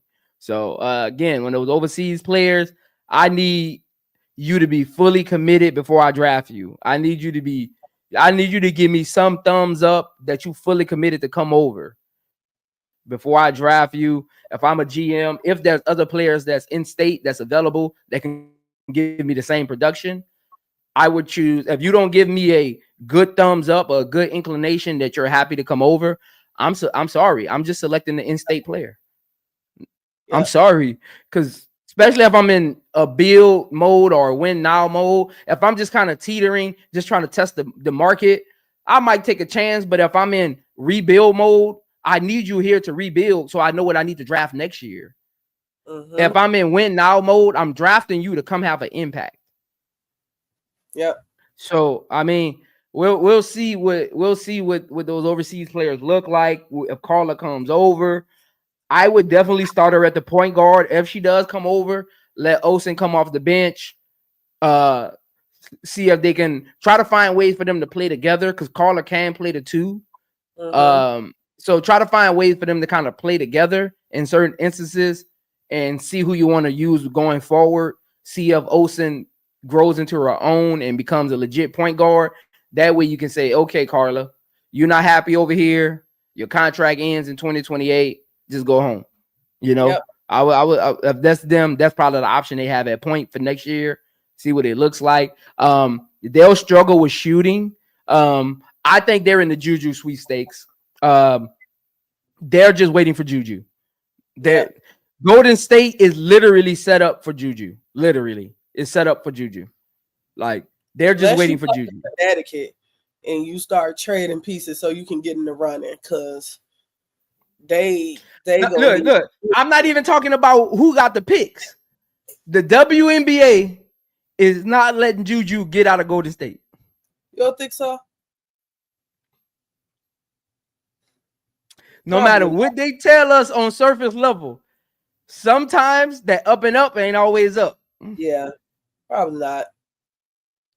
Sometimes that up and up is not always up. I'm telling you, look, Juju fits on Golden State, and she'll be rejoining Kiki. I'm telling you, Juju is set up to go to the Valkyrie. I can see that. It is what it is. First of all, Nike isn't letting Juju go to Connecticut. It ain't nothing in Connecticut. They not letting Juju go to Connecticut. Unless they move to Boston, it ain't nothing in Connecticut. They need to make that move. Now, if they move to Boston, different story. Nike got a big market in Boston. So they move to Boston, different story. But they're going to have to do it next year. Yeah. Because she comes out in 2027. So they got to move next year. If they don't move next year, then she's going to go to state. And she ain't coming. She's not coming out of California. Juju is not coming out of California. It's the people behind the scenes is not letting that happen, B. They is not letting Juju leave that. I said she would be on the coast. She would be on the West Coast. I was thinking Portland because Portland team is going to come in 2026, which means they should at least with the 2 years, because how the W work is, they combine your last 2 years records to decide where you have to drive. Connecticut should be worse than the Valks. So the Valks may not get that number one pick. Portland may be able to slip in there and get that number one pick. And Portland is right up the coast. I can see her being in Portland. Yeah. Uncle J.E. say Paige is a Nike athlete. She going to Dallas. Uncle J.E., I live in Texas. I live in Houston. Let me tell you this. Texas, period, is a Nike town. Dallas, the Dallas Mavericks GM literally came from the Nike facility. Is Nico Harris. He literally, that's Nike's old GM, production manager. Like Texas is a Nike city. When I played AAU growing up, all our circuit tournaments in Texas were Nike tournaments. They were Nike circuit tournaments. Our tournaments in California were mostly Adidas. Yeah, Nike. Texas is a Nike market. Yeah. And Dallas got a good market. Dallas is not a bad place for Paige. Dallas is one of the top 5 markets in the W. She'll be okay. Yeah, she'll be okay. And DC PC Gaming, thank you for the $1.99 super sticker. I didn't miss you. I just didn't want to. I wanted to finish B take. I didn't miss you. Appreciate the $1.99 super sticker, my guy. Appreciate it. One of my first subscribers. Appreciate it. And again, if you're one of my 3,298 subscribers, let's get B to 1,000 subscribers by the end of this stream. If you one of my 3,298 subscribers, go subscribe to Buzz B Sports. If you're not subscribed, just go click our subscribe button. Let's get it to 1,000 by the end of this stream. That's a goal. That's a goal for all of y'all who listening from everywhere. We got 692 people total from Twitter and YouTube. Go subscribe. Hit the like button on both videos. Hit the like button. Let's get to the next team. B, your favorite team in the world, the Indiana Fever. Indiana Fever projected draft picks. They have the number 19, the number 20, and the number 32 pick. They finished last season with a 500 record of 20-20. Their current needs, according to their roster, is a front court player, power forward who can rebound, and they need another center. How do you feel about their needs? Are they correct? And where is Indiana right now with these draft picks? I don't think any of these draft picks makes the roster. Indiana, I don't think any of the draft picks makes the roster. I think Indiana is good with who they got. Yeah, I think they're good with who they got. I'm looking at it. Yeah, I think they're good with who they got. Like, you go out and you get Bree Turner. Indiana's done. Yeah. I wouldn't want to be drafted to Indiana because your chances and likely you're probably not making a roster. Unless they get a European player who's like not coming over and they can just sit on them and wait, maybe, but I'm looking at the roster. I think they need I think they really need a center. I think they need another rebounder. I do. I think they need another They rebounder, do. whether it be power forward or center. Yeah, they do, but I don't know if they move on that. Because you got Aaliyah Boston, Natasha Howard. Okay. Is it you think Natasha Howard gonna be one of their rebounders? No. Dante's not a rebounder either. They probably go out there and get a center like Raya Marshall. They probably get right. That's why I had power forward center. No matter what position, they just need a rebound at one of those. They probably get Raya Marshall at 19 and ride with her. But I don't think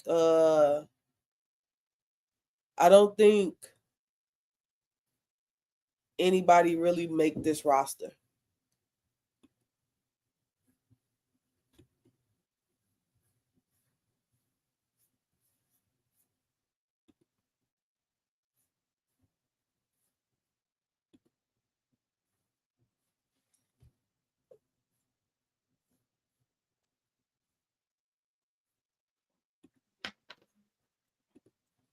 I'm back. Yeah, you back. All right. Man, I need to get a new router, man. This router been tripping for like a week now. I need to get a new router. But I mean, outside of Aaliyah Boston, anybody on this team you got confident in getting 8 rebounds a game? No. Which is that's good why I'm at with it. We should be able to tag them. But no. Yeah, they got a bunch of scores. Yes, they can put up some buckets. I'm still not buying their perimeter defense. I'm still not buying it. So they can probably go out there. I could see them taking a chance at 20 on a perimeter defender. But I think at 19, they're going to get a rebounder. I mean, just looking at Raya Marshall literally lines up right for them. Yep. Maybe Michaela Tipson. Yep. Who would you take? Michaela Tipson or Marshall for this team? I would take Marshall because Marshall won't have to do a lot on this team, but rebound. Timpson is a great rebounder, but I think she can go to a team and her mid-range is not bad. She can go to a team and give a team more than what Raya Marshall could give them. Raya Marshall, to me, is the better defender than Michaela Timpson. So I probably would take Raya Marshall. I think she fits with this team well. But both of them wouldn't be bad picks. Neither of them wouldn't be bad picks. Yeah, I think both of them are great rim protectors. Both of them are good rebounders. They literally average the same amount of blocks this season and the same amount of rebounds and literally almost average the same amount of steals. Tipson is a better offensive player, but this team doesn't need an offensive player in their front court. They need a workhorse to replace what Nalissa brought to them. Whether would it be? I think Raya Marshall does fit them. She doesn't really have to have sets called for her. She can get the offensive boards. She's a great flash screener that she doesn't get a lot of credit for. She was a great flash screener with Juju last year. I can see Raya Marshall on this team. Number 20, I'm going to get the best perimeter defender left in the draft at number 20. At number 20, I'm going to get the best perimeter player, which might be Madison Scott. Maybe I would say Madison Scott or Poindexter ain't really a defender to me. So I'm good with Madison Scott and Raya Marshall. Number 32, I'm going to get another shooter just in case for the future. Lexi Hall, Sophie Cunningham, in case I lose one of those.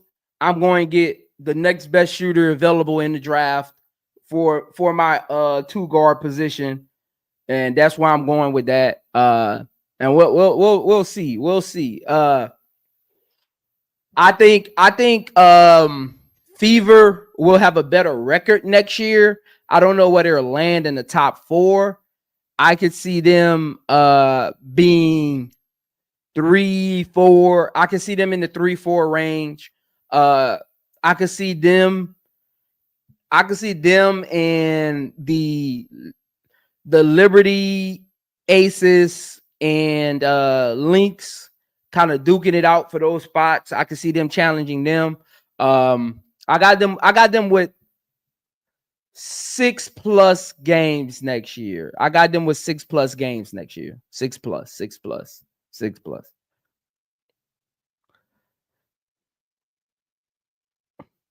Yeah, Lila. Anywhere above 500 in that kind of range.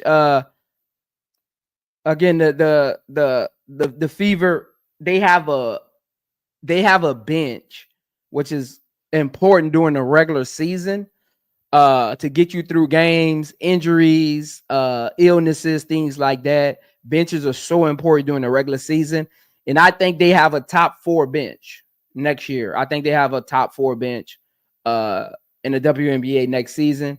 That's why I got them between that 3-4 range. I can see them winning 6-7+ games from this year.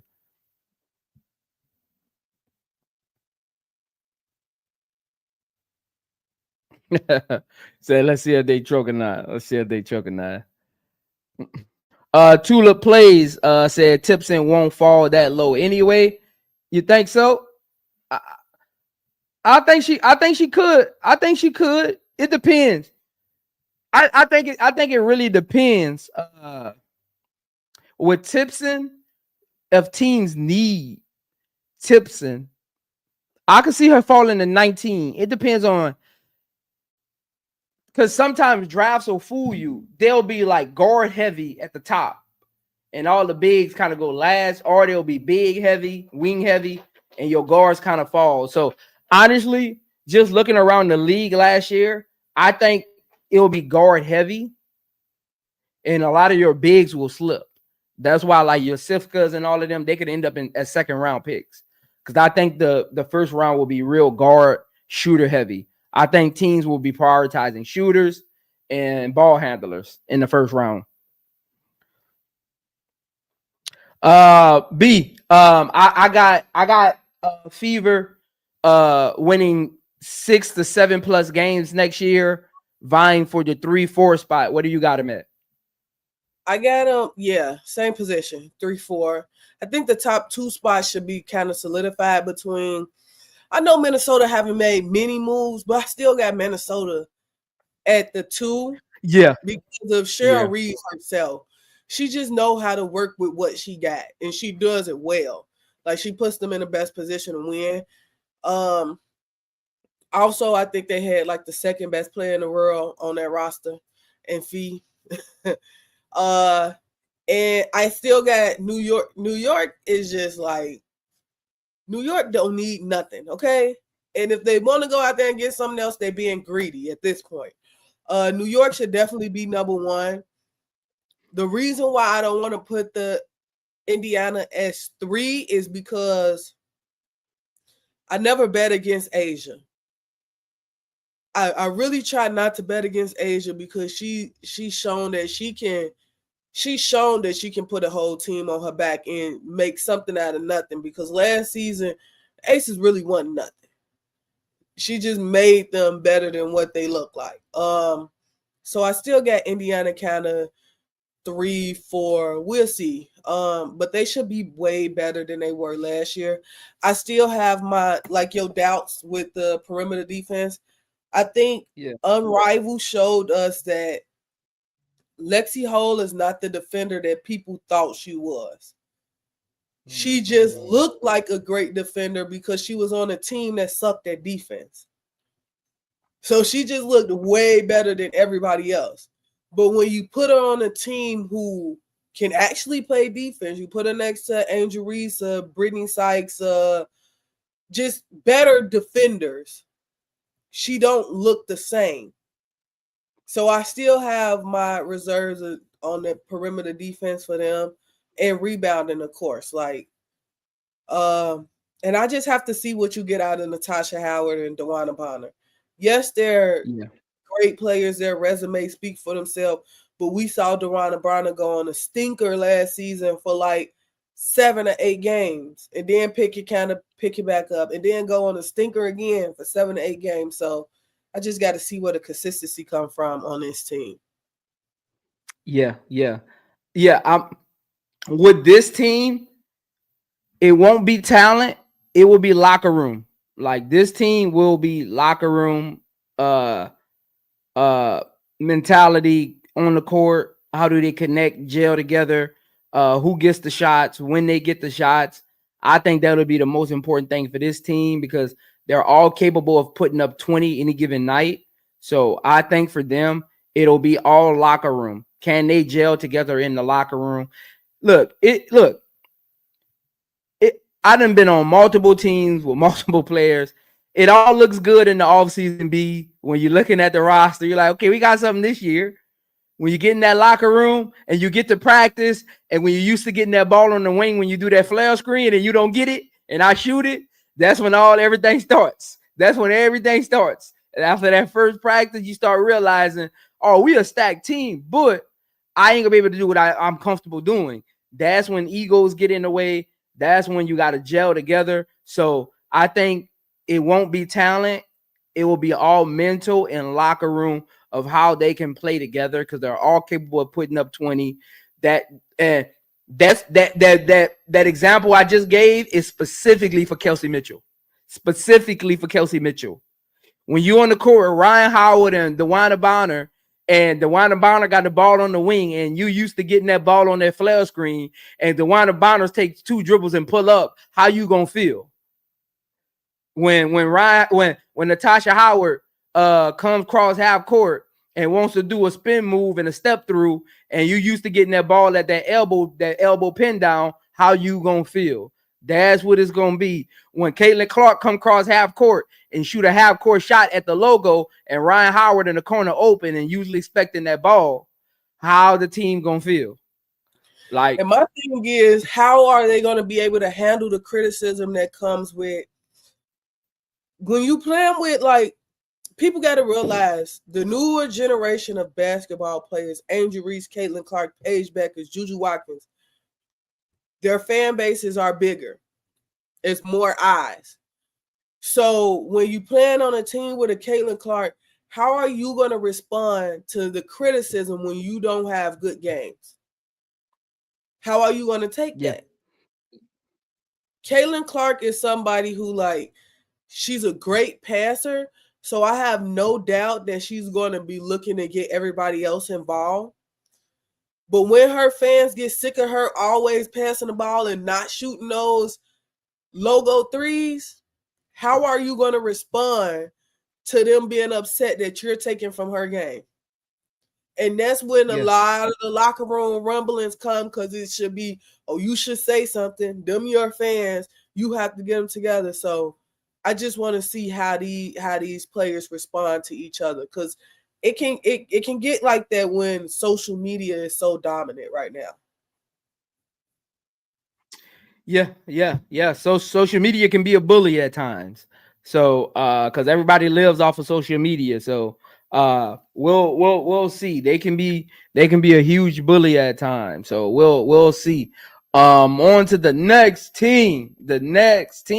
And appreciate all the super chats, all the comments. I am reading through them. Again, if it's an important question, if you're just coming in, it's an important question, send a super chat. Me or B will definitely break it down, take the time and break it down and analyze it and answer your questions correctly. So if it's an important question you want to ask while we're going through these teams, whether it be a draft pick, a player, or just breaking down where the team will land, then we'll get to it. My team, for some look, people think I'm a Chicago Sky fan. I root for Chicago Sky because of Angel Reese and she went to LSU, which is my hometown. So I root for Chicago Sky. Chicago Sky is actually my second team. If you weren't around last season, I covered all the Aces games, not the Chicago Sky games. If you were around last season, you already know who my team is. You already know who my GOAT is. A'ja Wilson is my GOAT. She will end up going down as the greatest basketball player to ever live in women's sports. You already know who my GOAT is. You already know who my GOAT coach is. She will go down as the GOAT coach as well. The Las Vegas Aces have the 13th and 34th pick. Last year, they finished 27 and 13, losing to the Minnesota Lynx in the semis. Their needs are a small forward and a rim protecting center. They bring back Olympians Jackie Young, Jewel Lloyd, A'ja Wilson, and Chelsea Gray after losing trading Kelsey Plum to the Los Angeles Sparks. They did bring in some newcomers like trading for Dana Evans from Chicago Sky, giving up their 16th, 22nd pick. Bringing in players that really I don't know how they're going to fit. They brought in players that I don't know and get how they're going to fit outside of Jewel Lloyd, who's just going to replace what Kelsey Plum gave to us. But the Dana Evans, I already got Saheed. They already on the way. Saheed, I already got the Nikes is on the way. Somebody getting dunked in them the first day. Somebody getting dunked on in them. But I don't know. Before we really get to it, why did they trade for Dana Evans? What do you think was the reasoning?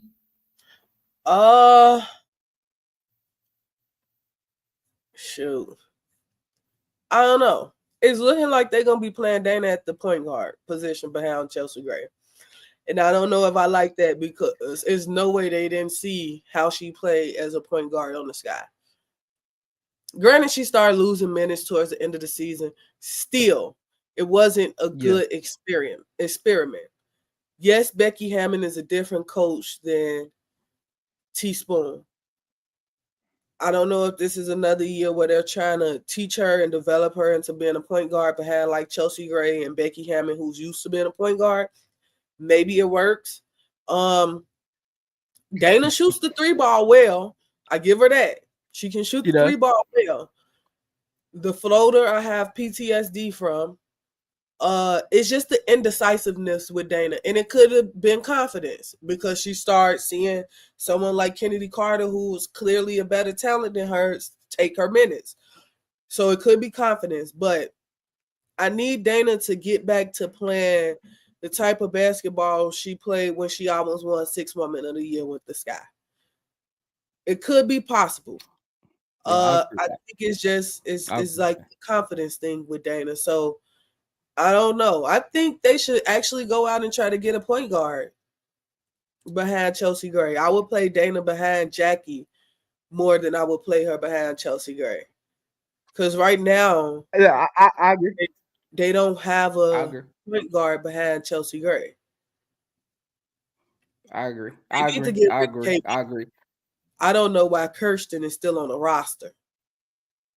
I don't know why they extended her. Yeah, me neither. I think we need I went small forward and center because I don't think offense is going to be our problem. I think it's going to be defensively guarding wings on the perimeter, guarding small guards, and I think rim protection will be a problem for us as well. You pull A'ja Wilson from the paint, you don't have nobody behind her that could at least somewhat protect the rim.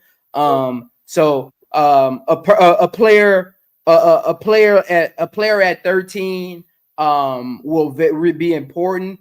I think at 13, a rim protecting center will be important for us. Look, I know we talked about Raya Marshall sliding, but at 13, I would love Raya Marshall as our center. I would love Raya Marshall as our center. She ain't gonna be too far from home, so comfortability will be there off the court. She's a great rim protector, almost 3.5 blocks a game. Great on the perimeter with her hands, average steal and a half a game last season. I mean, workhorse, don't need the ball, can play with Asia Wilson. Out of all the bigs in the draft, I think she works the best. Even though some people might not have her there, I think she works the best. Now, B, look, Olsen, if we do get a point guard, Olsen, we talked about her earlier. Mm-hmm. Olsen could move up the draft, and Aces, if they're looking, we need a extra ball handler, another facilitator. Olsen would be perfect. She would fit right in with us if we're looking at another facilitator with 13. But I think rim protecting is going to be more important because I don't think our perimeter defense will be good enough. I don't disagree, but I kind of think y'all got that on the roster. It's just she's coming back from an ACL injury. Liz Kitley was a first-round draft pick before her ACL injury. Yeah. She's 6'6". She can flat out play basketball. She can go to battle with the best of them. I seen her go to battle with Angel Reese. I seen her go to battle with Camila Cardoza. Like she can play basketball. I think the injury is something to be concerned about because how will she come back from that injury? How will she respond?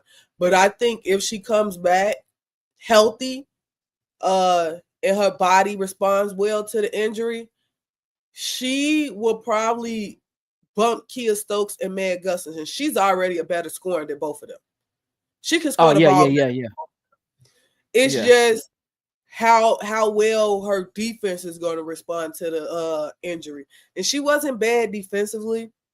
But I can see y'all going and get a center or a small forward to play next to Asia. Raya Marshall can be an option. I think Raya Marshall may be there a little bit later. So if you want to address the point guard first, you can address getting Lucy Olsen. Y'all, the Aces had to forfeit their first round pick, which got them the 13th pick. But in actuality, the Aces have a first round pick. It's 13 teams in the W.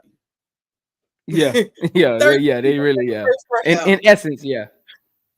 Like they got a first round pick. So I would probably try to address.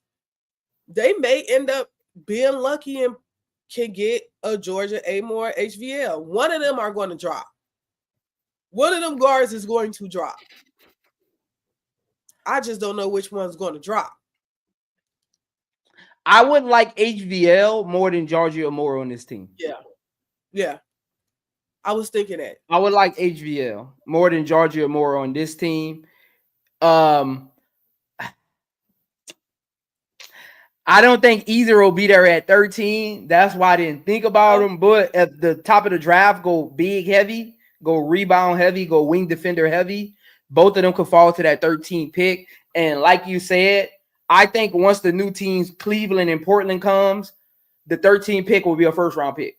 It's just a second round pick because there isn't a lot of teams. Once those other two teams come that put you at 15 teams, that 13 pick gonna be a first round pick in the future.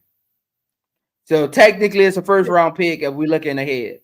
It's gonna be 16 teams because Toronto coming in. I mean, I forgot about Toronto, 16 teams. Yeah. So it's definitely gonna be a first round pick. I think it's gonna be 15 picks, gonna be first round. Once the other three teams come, it's gonna be 15 first round picks. It's gonna be 15. And then the lottery picks gonna move to probably 5. It's gonna move to 5 or 6. It's gonna probably move to 6. It'll probably move to 6. But like because it's weird. You though, I go wherever Asia go. The Sky my first team, but because Asia is on the Aces is my second team. So we flip. But I go wherever Asia goes. Look, make sure you pull up. Make sure you pull up for them live games then. Make sure you pull up for them live games then. Hey, I be popping. Look, my Aces fans gone right now, but they'll be back. They'll be back for the season. They'll be back for the season. Yeah, but looking at this roster, y'all got scoring. It's scoring on this roster. I agree. Yeah. Paint defense, it is going to be something that has to be addressed. And the backup point guard, I just wouldn't put Dana as my backup point guard. Hell no. She's just another shooter off the bench to me, like an inconsistent shooter off the bench to me. Like Yeah. I don't know what the plan is with the point guard position. I don't know if they're thinking Jackie Young could split minutes like she did last year when Chelsea Gray was hurt. I don't know if that's the plan. But I think that takes away from what Jackie Young does best. Jackie Young could play the point guard position. She averaged like 6 assists a game when Chelsea Gray was out last year. But I didn't like when Jackie Young was at the point guard position because I could tell she didn't like it. No, I could tell by her body language she did it out of necessity because she's just that good. But I could tell she did not like playing the point guard position, and she could not wait for Chelsea to get back. I could tell. I could tell. I could tell.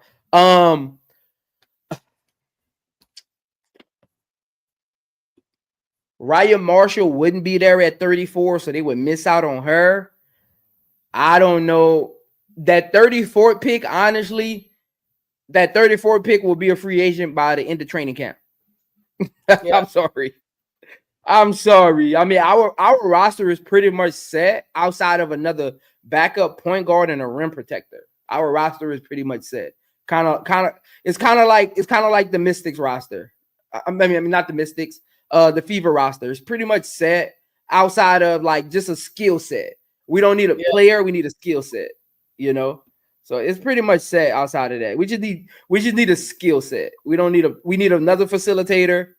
They don't even have to be a scorer. We got enough scoring in our backcourt. We need another facilitator when Chelsea sits down. That way Jackie Young could play her off-ball role, her and Jude Lloyd. Somebody to get them the ball when Chelsea sits down. And we need another rim protector to not put so much pressure on Asia on defense. Even though Asia is one of the best rim protectors in the league, guarding, protecting the rim, recovering.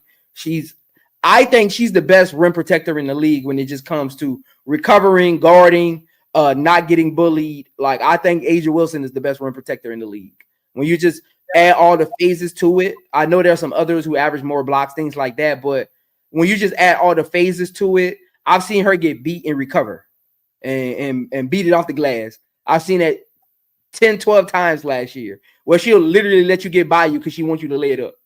Like that's how talented Asia Wilson is. She'll literally let you blow by her just so she could block it from behind. Yeah. Because she knows she athletically can. Do you see, because we talked about the backup point guard and how Jackie really don't want to play the backup point guard, but it may come to that. Do you see a world where they make Dana play the backup point guard and they go out and get like a Bree Hall? We do need, that's why I got small forward. Bree Hall would actually fit because we do need perimeter defense. We need some length on the perimeter. Jackie Young and Jude Lloyd are pretty small. We do need some more perimeter defense, like that. Somebody that can interchange with both of them. Somebody that could guard the bigger perimeter player. If Jude Lloyd or Jackie Young sits down, come in, step in, and guard the other bigger player, that would work. She would definitely be a good fit at 13. If, like you said, comes back from injury and can find her way back. Like I said, she was a first round pick. If she can find her way back and Asia Wilson isn't basically, if Asia Wilson isn't in the ear of the GM, like, hey, the defense I played at the rim last year, I can't do that next year. If Asia Wilson hasn't said that, I'll be on board with you. I can see Bree Hall at 13. Because it was either a rim protector or a perimeter defender. That's why I got small forward and center. Huh? Oh, Madison Scott should be going in that first round. But I was thinking maybe like a Madison Scott. But Madison, she's on the taller side, but she don't give you the 3-point shooting. I was just about to say that. I don't like Madison Scott with Asia Wilson in the game together. Yeah. I don't like both of them in the game together. Because they operate in the same area. In the same area. Because again, I always tell people this. you got to look at why you're drafting a player. If you draft Madison Scott, you're drafting her for her mid-range game. You're not drafting her for her defense because she isn't like some all-world defensive player. She can play defense. She is athletic enough. You're not drafting for her rebounding. You're drafting her because in between 10 to 20 feet, she's a monster. Yeah. That's what you're drafting her for. You're drafting her to give you that mid-level scoring. That's what you're drafting her for. Next team. Oh, what do you think the Ace is gonna finish? Whew. If it works out well, they can be a top 3 team. I don't see them falling under 5. So I got us at 3. Yeah. If it works out well, they can be a top 3 team, but I don't see them falling under 5. I got us at 3, one or two games ahead of the Fever. I got us at 3. Again, look, I want to say 2. People keep forgetting. Look, people got revisionist, people got amnesia sometimes. People keep forgetting we went back-to-back championships and we lost in the semis with a hobbled Chelsea. Yeah. That's what people keep forgetting. They keep forgetting that fact. And apparently a disgruntled Kelsey Plum. So people keep forgetting that fact. That we were right there with a hobbled Chelsea Gray who you can tell it unrivaled, she was still getting her first step back. You can literally see her getting better as unrivaled went on. Which showed you during the regular season, she came back because she had to. Yeah. If the season would have been longer, she wouldn't have even came back when she came back. So you can tell Chelsea Gray still was getting her groove back if you watched her in Unrivaled. And apparently a disgruntled Kelsey Plum. We gotta hopefully we get a revenge toward Jewel Lloyd. If we get a revenge toward Jewel Lloyd and Chelsea Gray picks up where she left off in Unrivaled, I think we could be the number 2 seed. I think we can beat the Lynx out for the number 2 seed. Literally, I think we can.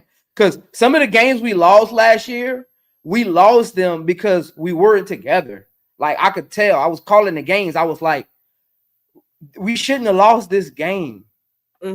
Like, how did we lose this game? And we had teams that didn't even we lost 13 games last year, B. And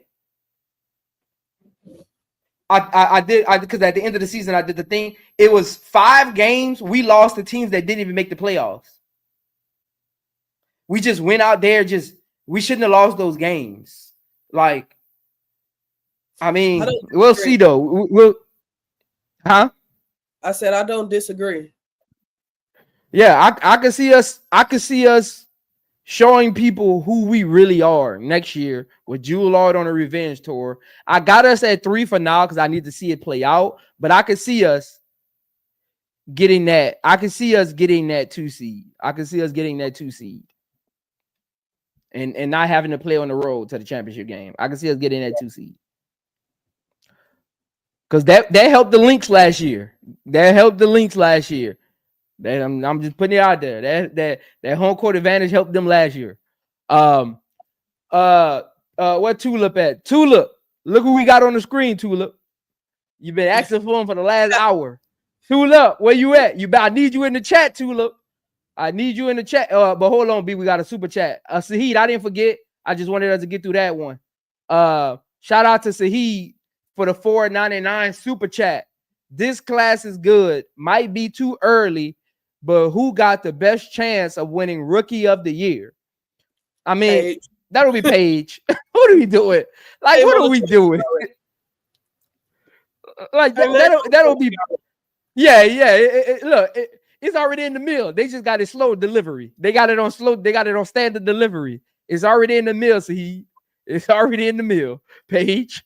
But I'll give, honestly, I'll give Cheyenne Sellers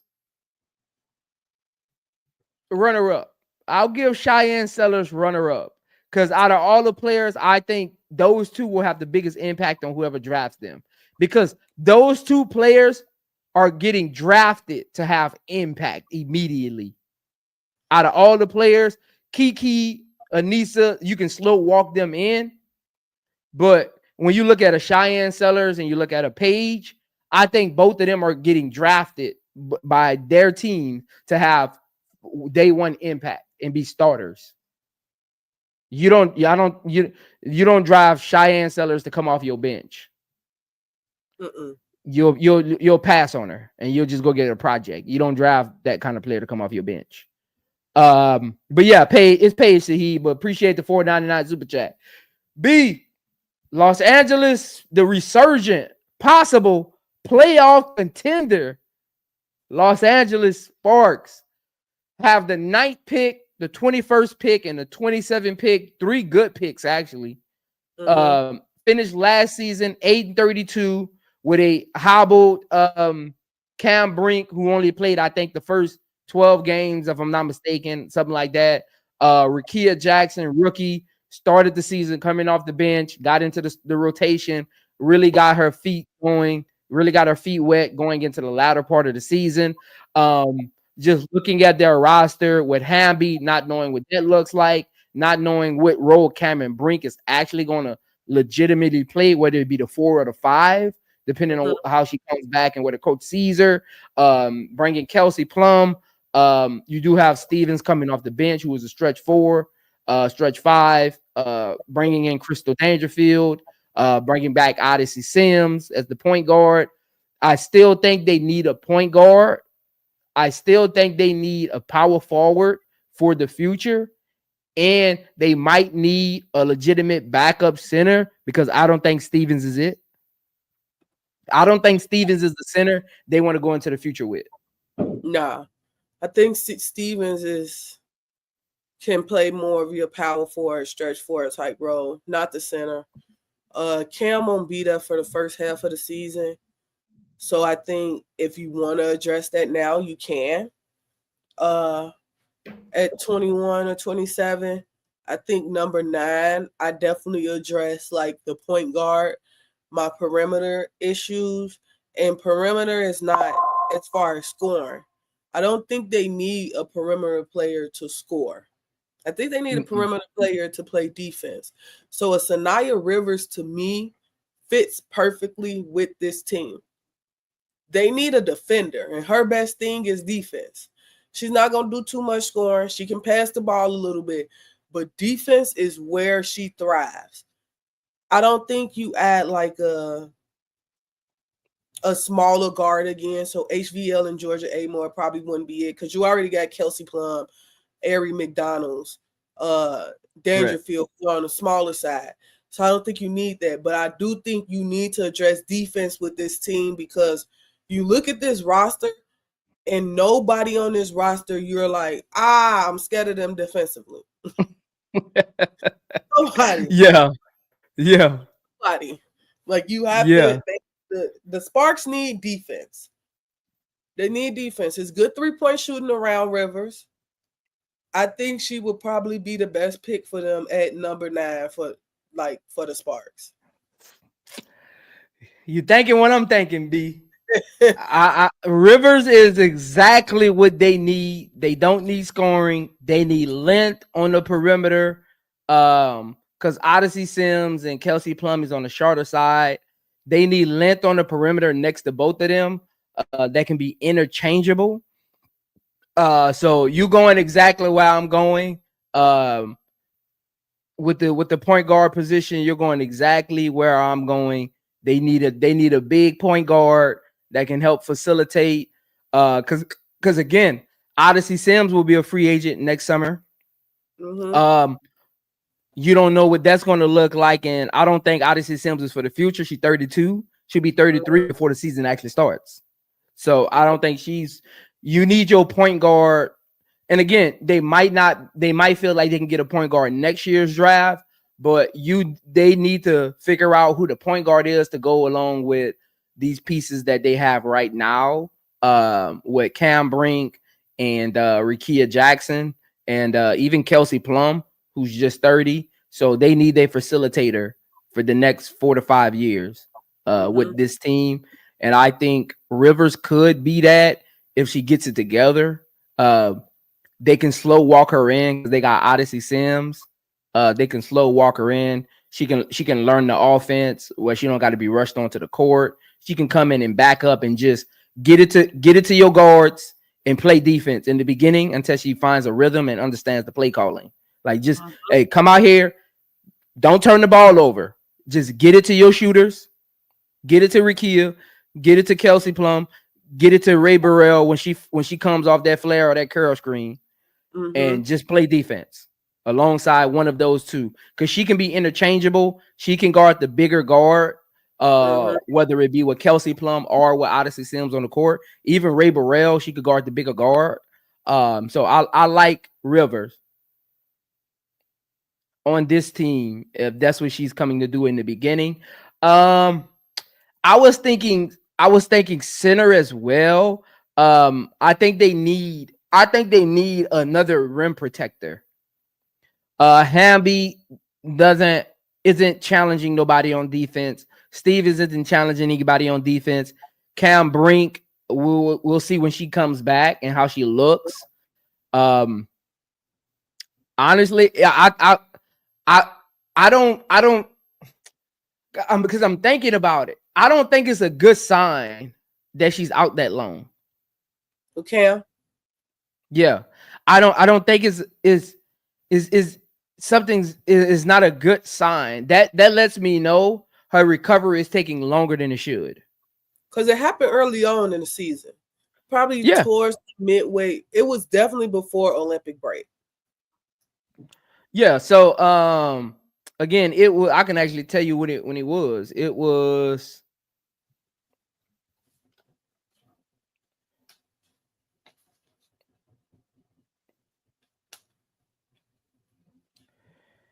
Cam Brink last game.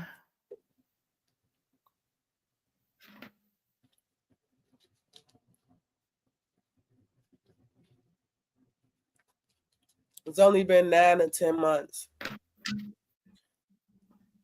Someone said it only been 9 or 10 months. Cam Brink last game was June 18th.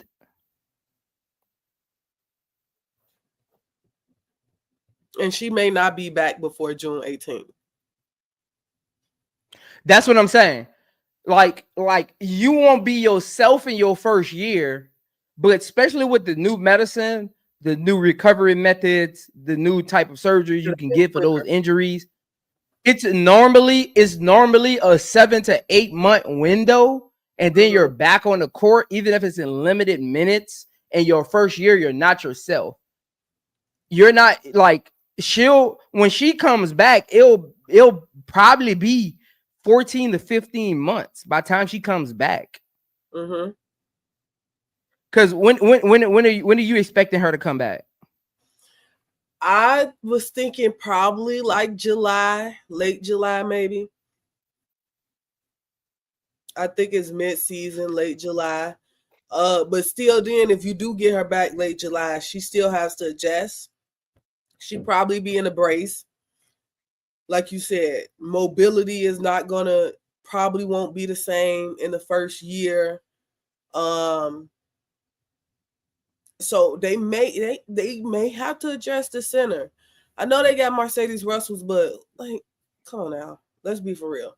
You may have to address the center position. Yeah.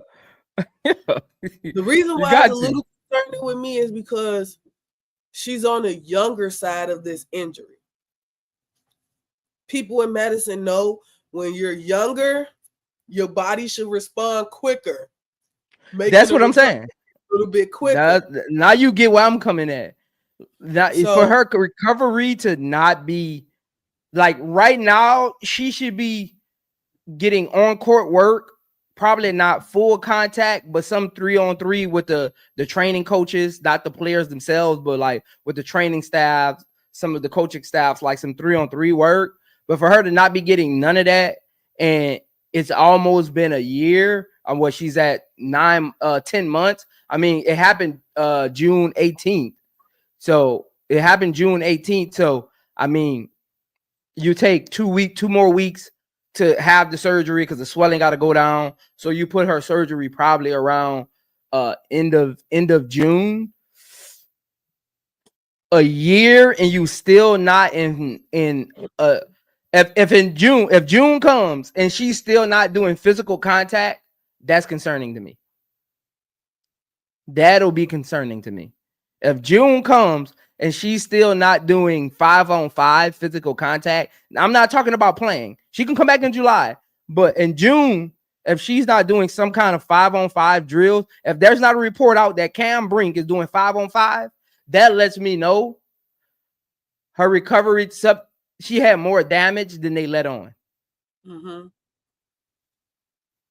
Because teams will always just give you the surface level, but there's other ligaments right outside of those ligaments that could be torn as well. The cartilage damage, the bacteria spread it a little further than it should have, or it normally would on most of those kind of injuries. The cartilage is still taking time to rebuild itself and recover. Her leg movement isn't where it needs to be as far as running up and down the court. If she isn't in 5-on-5 by May, that lets me know she's her recovery time is definitely slow. Yeah. But I think that's what the Sparks should address. Number 9, I think, should be Sanaya Rivers. You got to address the defensive problem this team can potentially have, because I just don't see I can see them scoring with the best of them, but it's one thing to be able to score the ball, but if you can't stop anybody on the other end from scoring too, don't got no defense on this team. Ain't got no defense on this team. I mean, if Ray Burrell is your best defender, you got a problem. Mm-hmm. I'm sorry. She got cooked in a rival. Ray Burrell is your best defender, you got a problem. So, point guard, it better be a defender. Power forward or center, it better be a defender. Mm-hmm.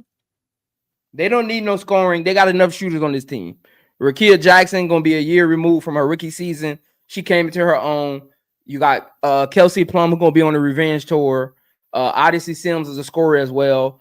They don't need no real scoring. Ray Burrell is a catch and shoot player.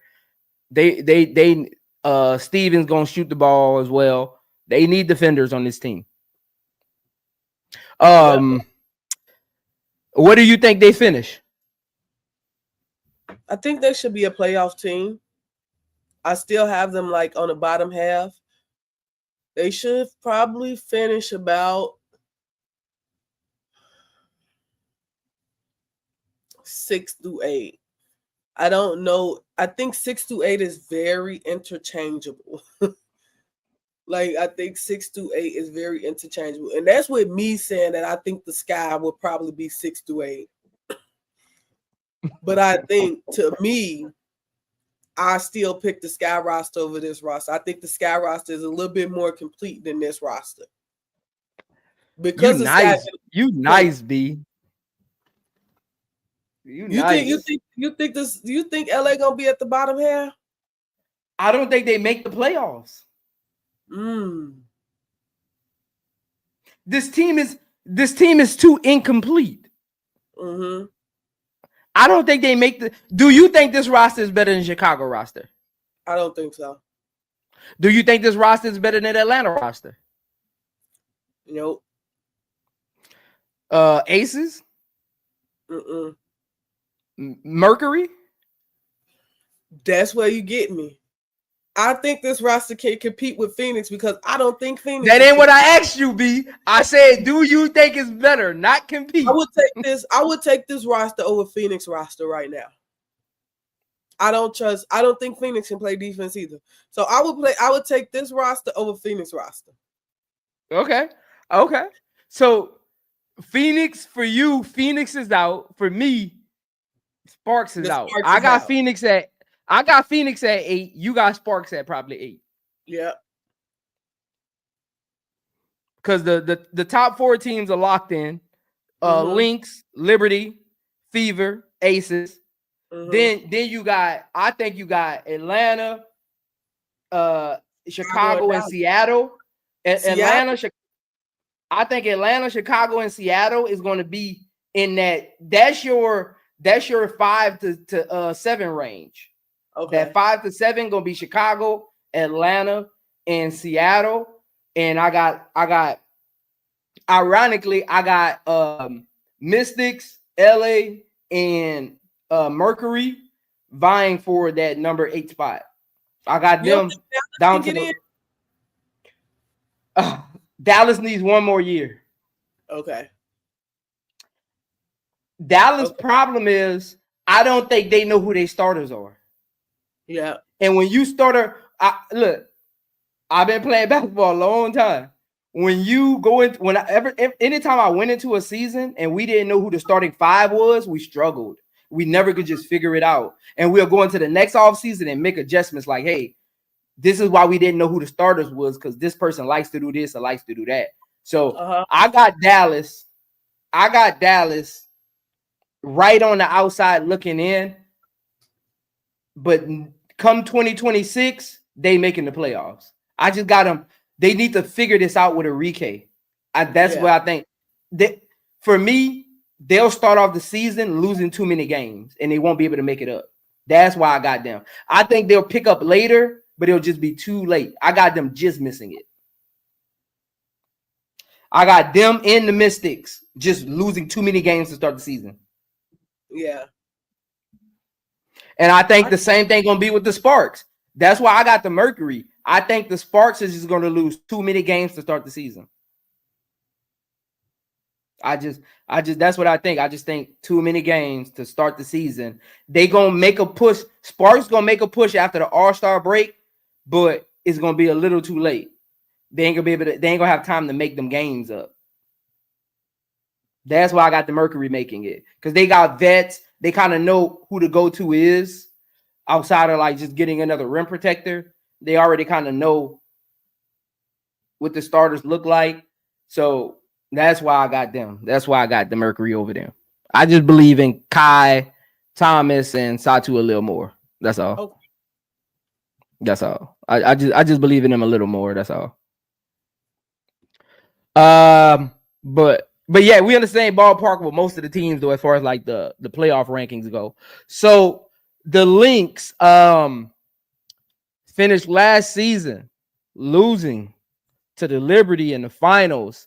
Looking at their roster, their needs are another ball handler and replace that power forward position that Hein Allen brought to them last year to play alongside either Smith or Fee. They need somebody that's interchangeable. Their front court is in the same position that Chicago's front court is in. Mm-hmm. Of the type of power forward they need, both of them need the same type of power forward, in my opinion. Because Fee and Smith can rim protect. They need somebody that gives them another element outside of what they're already good at, which is shooting.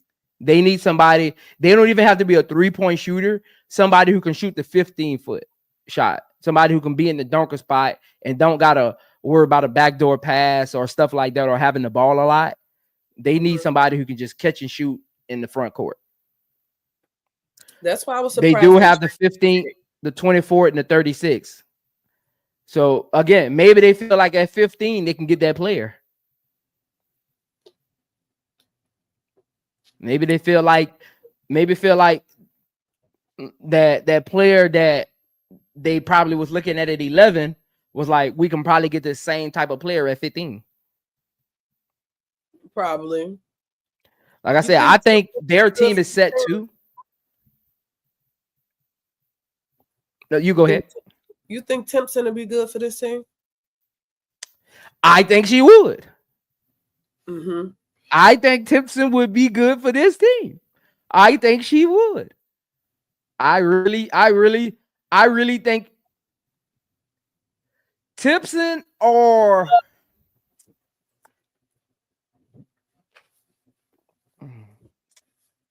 Timpson is like a bigger Hans Allen to me.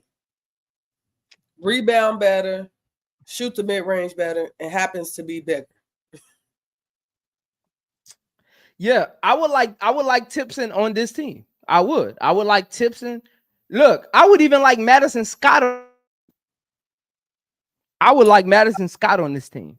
I like Madison Scott for this team. I do. Because let's say they can go small ball with Madison Scott. You can put McBuckets at the 3, Bridget at the 2, Courtney at the 1, Fee at the 5, put Madison at the 4 if you go small ball. I would like Madison with this team. She wouldn't be in Fee way. I like Madison. Madison to fit on this team as well. Maybe Tipson won't be there at 24. I think at 24, I think they're going to get another scorer. They do need another scorer off the bench, like just a bucket getter, like nothing else, just bucket getter. Like they need another scorer off the bench. I don't think Isaiah James gonna fall that far. They may be able to get a Leah maybe a Poindexter, maybe like a Poindexter at that 24. Huh? Yeah, I think Poindexter or Leonai at 24.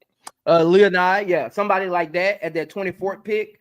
But I think Tipson or Madison at that 15 pick is not a bad pick for them at all. Unless they feel like, they can get Tipson or Ryan Marshall at 24 and they go get Isaiah James at 15. They go get somebody like Isaiah James at 15. Yeah, because we got to think about the 16 players that got invited.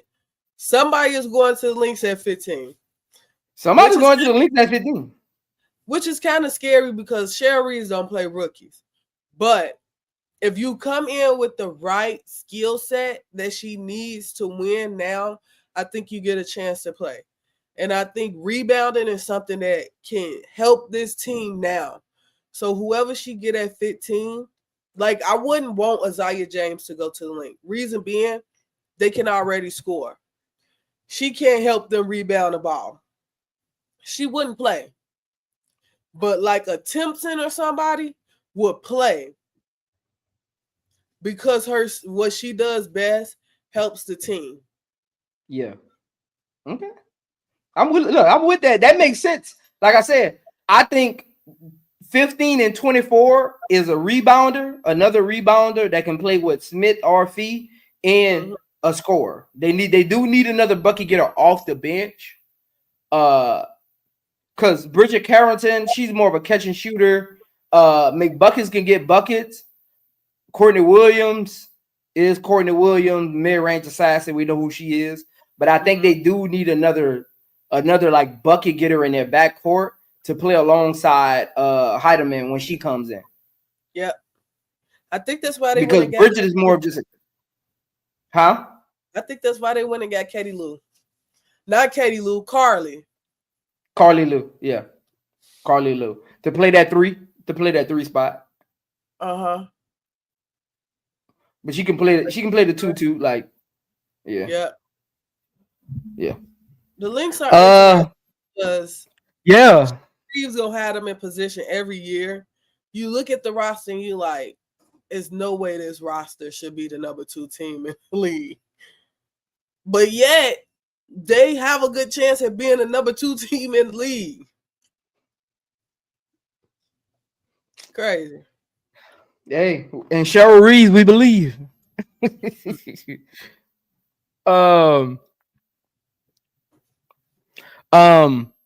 I think they challenged the Liberty for the number 1 spot this year.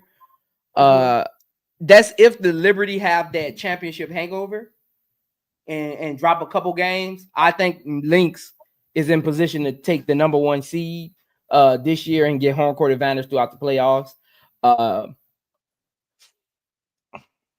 Yeah, they just need a rebounder, and I think they need a. Let me ask you this though. The 15 pick, we keep saying this team is already set, right? With that 15 pick, What if they say we going to get our point guard for the future?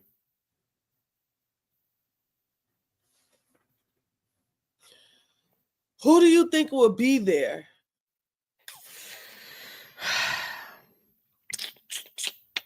Man, I know one thing. If the Sky let Serena Sundell go past them at a 10 or 11, boy, I'm going to lose my shit. I'm going to lose my shit. Lose my mind. Because I can see her being on the Lynx and being a perfect fit. Hey, B, we going to be live. You might hit a TV crash. I'm going to pull a TV off the wall. I'm going to lose my shit. If Chicago let Serena Sundell get out the first round, I'm going to lose my shit. I'm going to lose it. I'm going to lose it. I'm going to lose it.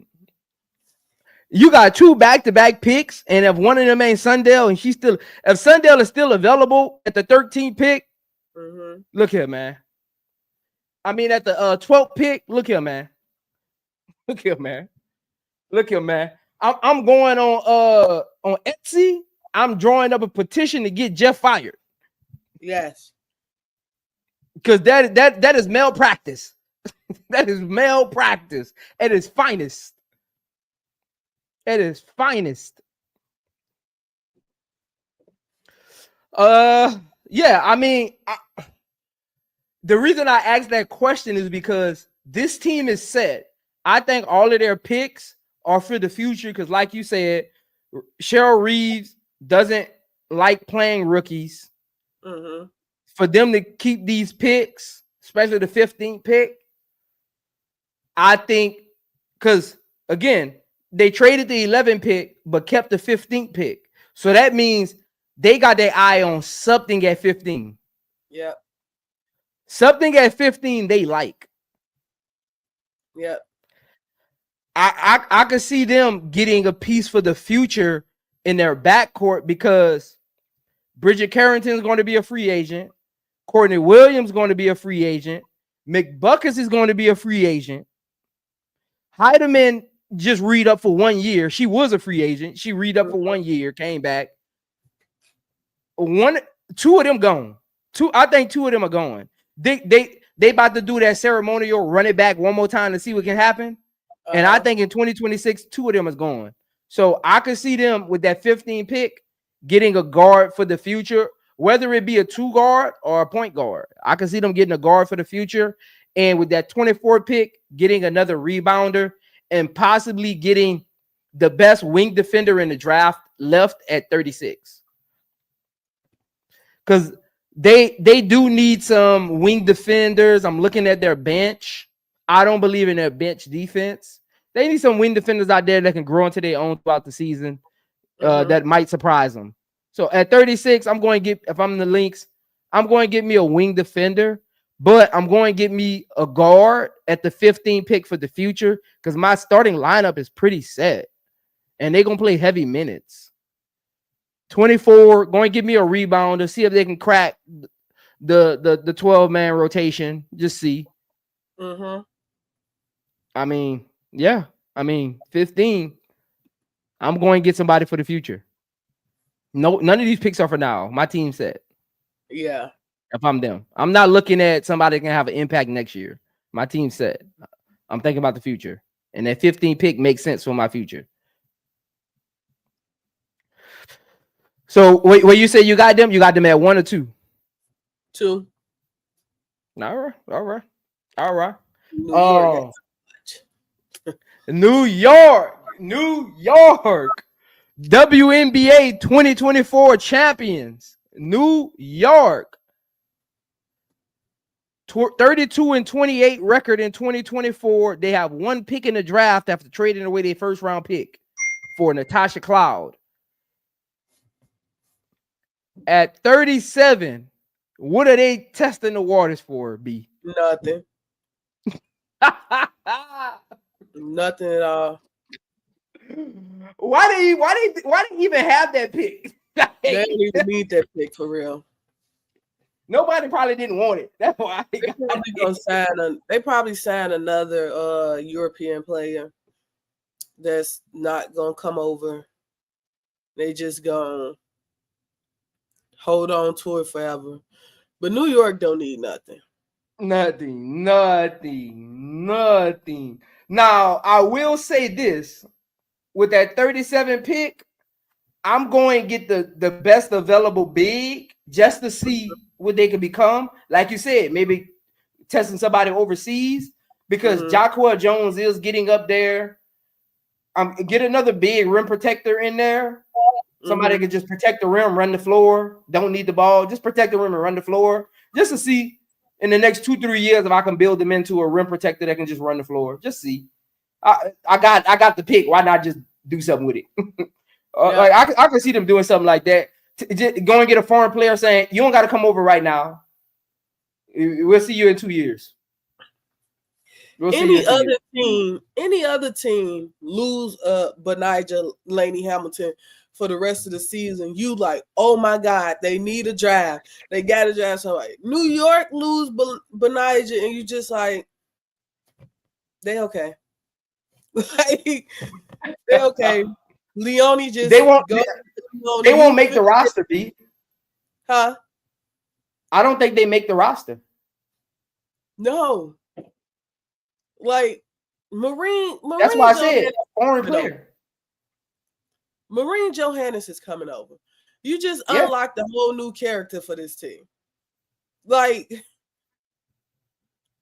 it's just like, that's why I say go get you a foreign player and tell her wait 2 years. Like this team don't need nothing. They go get Natasha Cloud. She gonna start. Your starting lineup is gonna be Cloud, Sabrina, Leone, Stewie, and JJ. Coming off the bench, you're gonna have Niara,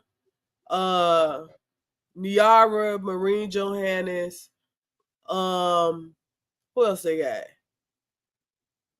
And probably Burke and probably Izzy. Yep. They New York don't need nothing. That's why I said the only thing they need on this team is a little more rim protecting, but it ain't. I don't think they're gonna get that with the 37 pick. Nope. Yeah. So that's a quick move on. Where you got them going? One. You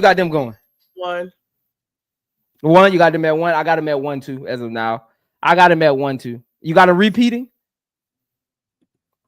Repeating is hard. I think this season, if they don't repeat with the roster that they have, it would be a bigger disappointment than them losing last season.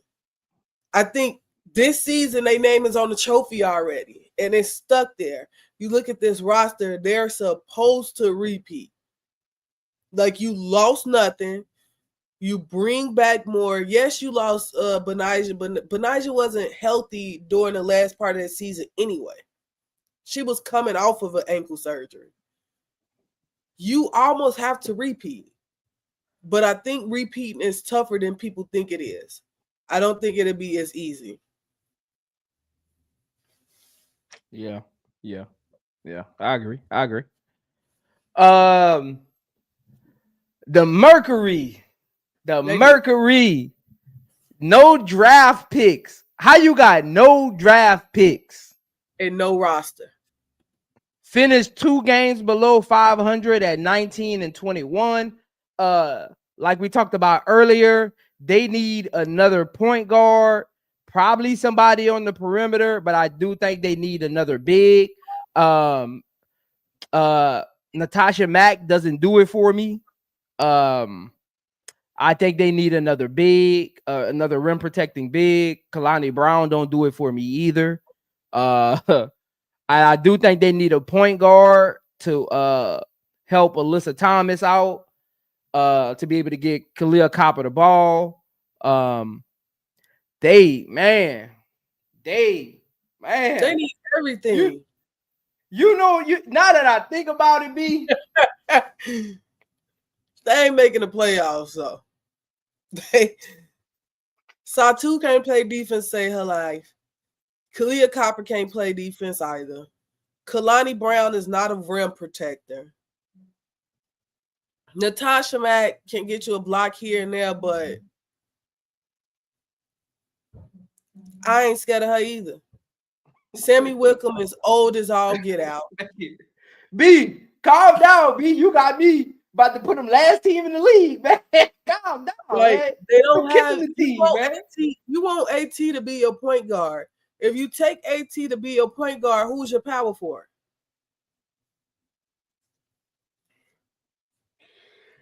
Hey, B. This team not making the playoffs. This team not making the playoff. I'm putting the Sparks. I'm gonna go with the Sparks, man. Even after that slow start, I think they're gonna have. I just think this team gonna lose games all year. They don't have the defense. You can say they got the offense, but the offense is inconsistent. AT, I'm not worried about her shooting. Kalia Copper, I'll probably get her the 3-point shot just to stop her from getting to the rim. Satu is really the only one who can score. And even then, that's inconsistent. Yeah. Unless they like get out and run in transition every time, I'm just not sold on this team. Damn, man. They got so much money. Hey, Tulip, my bad, Tulip. You keep asking for your my bad, Tulip. I'm sorry. I apologize, Tulip. You know who they would benefit from? A Kennedy Carter. Yep. Because they got the money, they just don't got a draft pick. They got no draft picks. No. Want me to tell you who they need? And we talked about it earlier. They need Aerial Powers. Yeah. They need to go get Powers and they need to go get Kennedy Carter. I know it's a lot of you think of a Kennedy Carter, Area Powers, an AT, a Kalia Copper, and you like, boom, explosion. But they need that. Like they need this. Yeah. They need that. That would make this team a little bit more appealing. Yeah. Hey, they GM should be fired. I don't know how they still got a job right now. Because this was horrible. You know who their GM is, right? Well, the owner is. The owner is the owner for the Suns, the Phoenix Suns. That's why. You're right. This is why this team is like this. He does this. Because look, they got their Bradley Beal, Devin Booker, and KD. And that's it. And nothing else. This team got the same thing. You got Kalia Copper, Satu, and Thomas, and that's it. Yeah, that's it. This is bad, man. Damn. And this is how bad this is, B. They're all eligible to leave in 2026. Yeah. That's how bad this is. You gave away draft picks, and you gave these players are winners. Mm-hmm. They're not gonna want to do. They will not like this. You gave away draft picks and capital for winning players and gave them a losing roster, and you think they're gonna resign?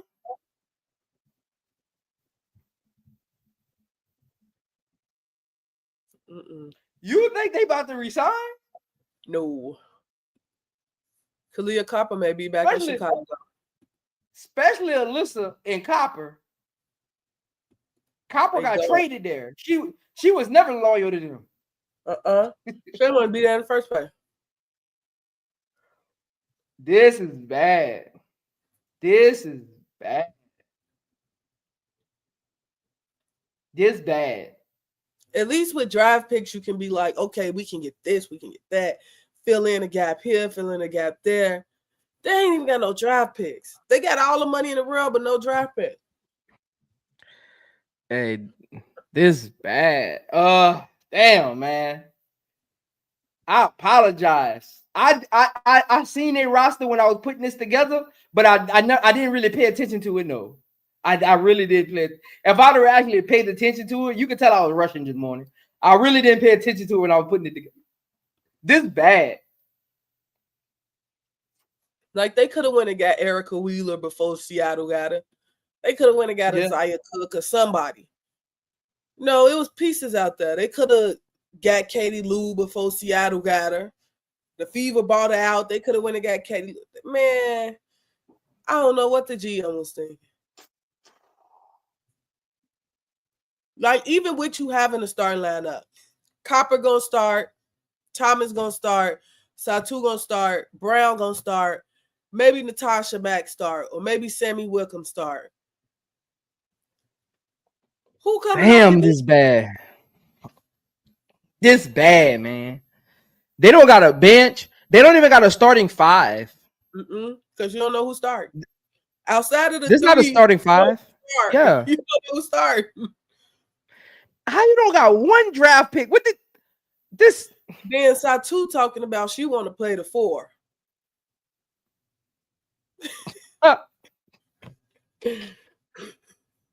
This is bad, man.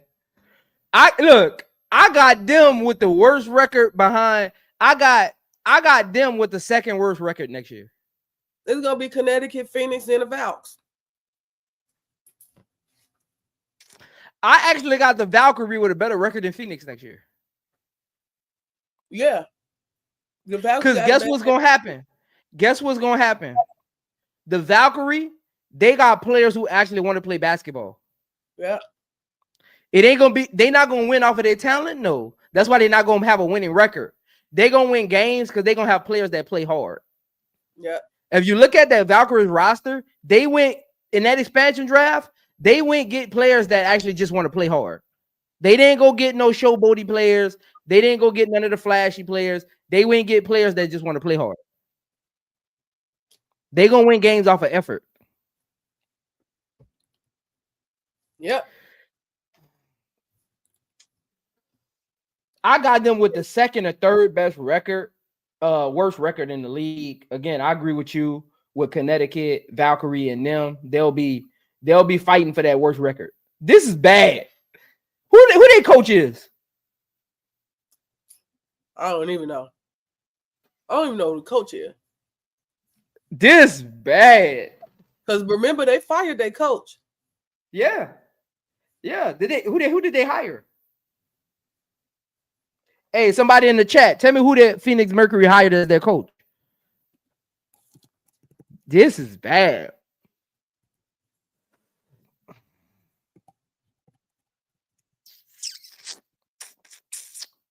Yeah, I got the Sparks with that 8 seed. I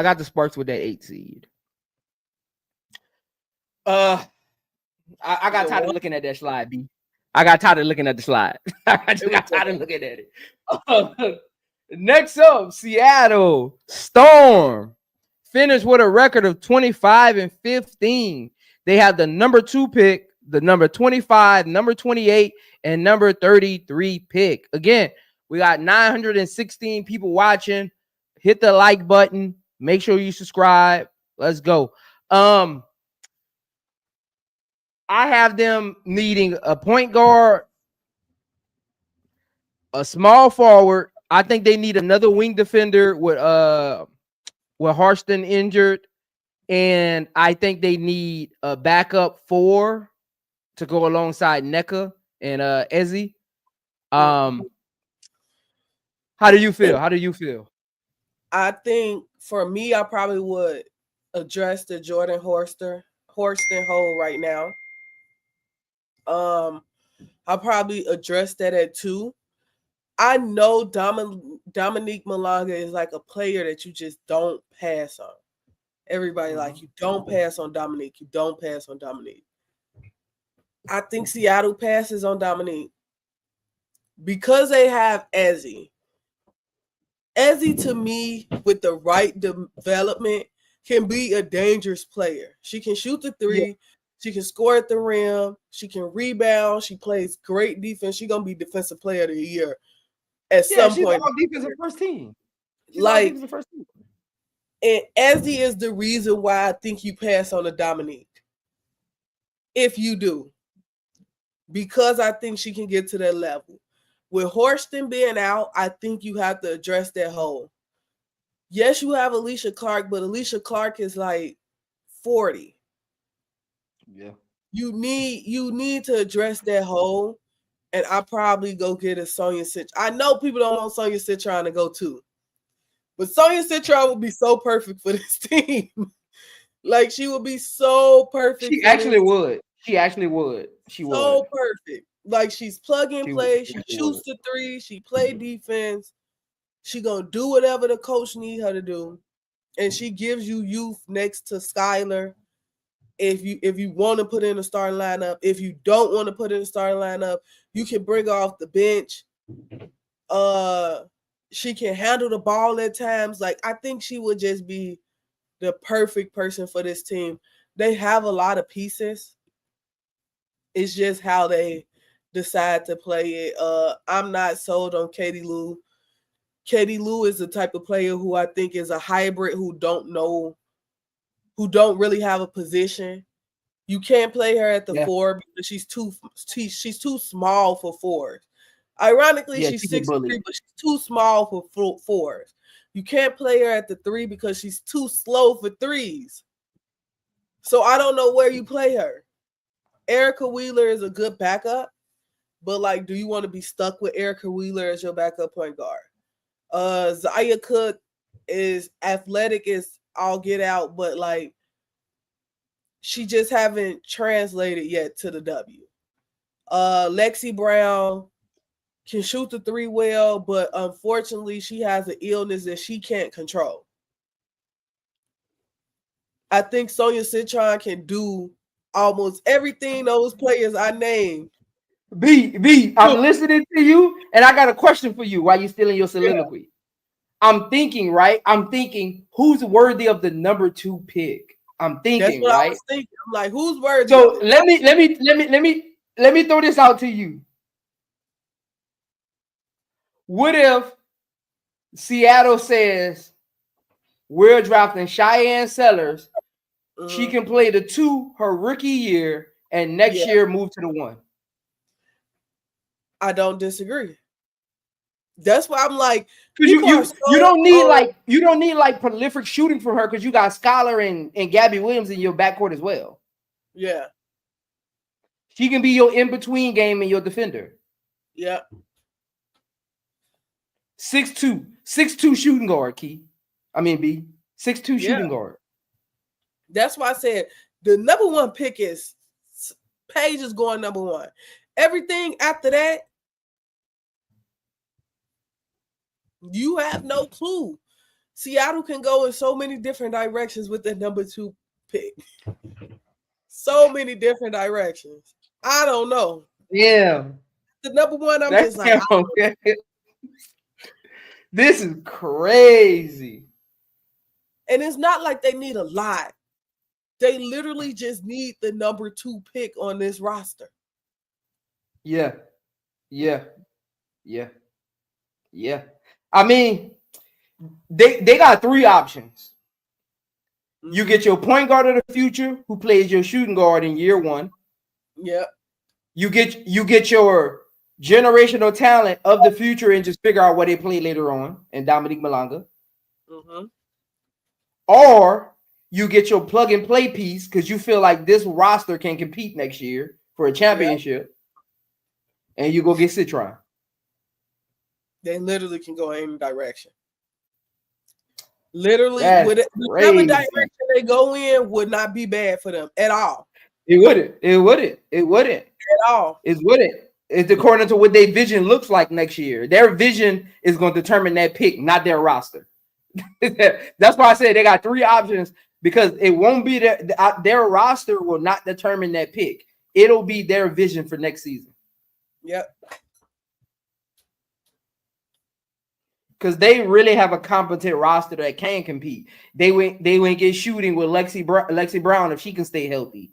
Erica Wheeler, I know she's on a training contract, but I think she'll end up making a roster. You got Zaya Cook.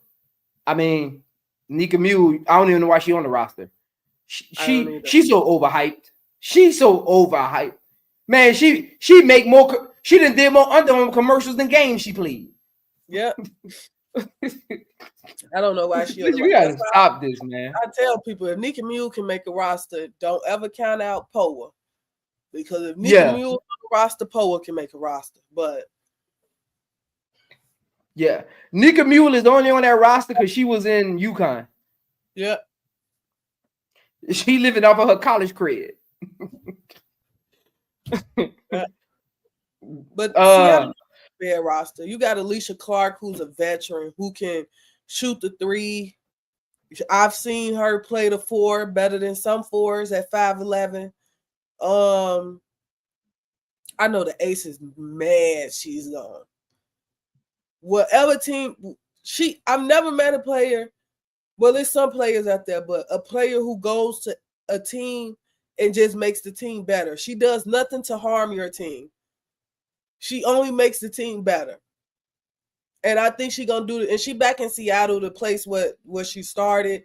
I just think she's just gonna be a good piece for them. You get a 4th season of Gabby Williams almost.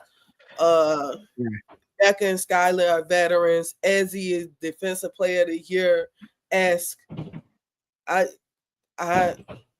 like Seattle team. I know a lot of people don't like Seattle team, but I like Seattle team.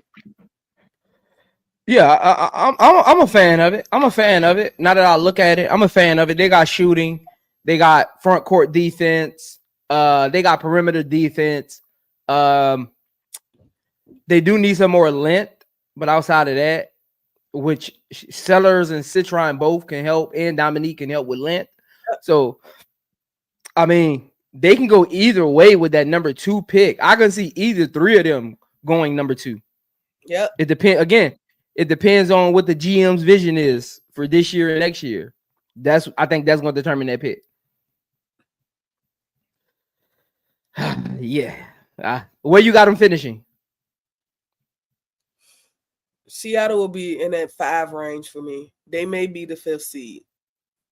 Okay. I think they finished in the same position they did last year. So you got Chicago 6? Chicago 6. Chicago and Seattle to me can be interchangeable. One would be 5 and one would be 6, but I got them. I would be biased and say I'm taking Chicago at 5, but I can see us not gelling in the beginning, which causes us to be 6. But I think trying to figure it out. Yeah, I think the top 4 is set with the Aces, Indiana, Minnesota, and New York. Okay. I can see that. I like the we both got the same 4. The positions are probably different, but we both got the same 4. I again, Chicago, Seattle, and who else I said it was? Chicago and Atlanta is going to be vying for that 5 through 7. Chicago, Atlanta, and Seattle is going to be that 5 through 7 seed. And again, it won't even be that big of a difference. It'll be like a game here. Somebody might have the tiebreaker. I don't think their records will be that different. I think it'll be tiebreaker kind of thing. Because I got Fever locked in at that number 4.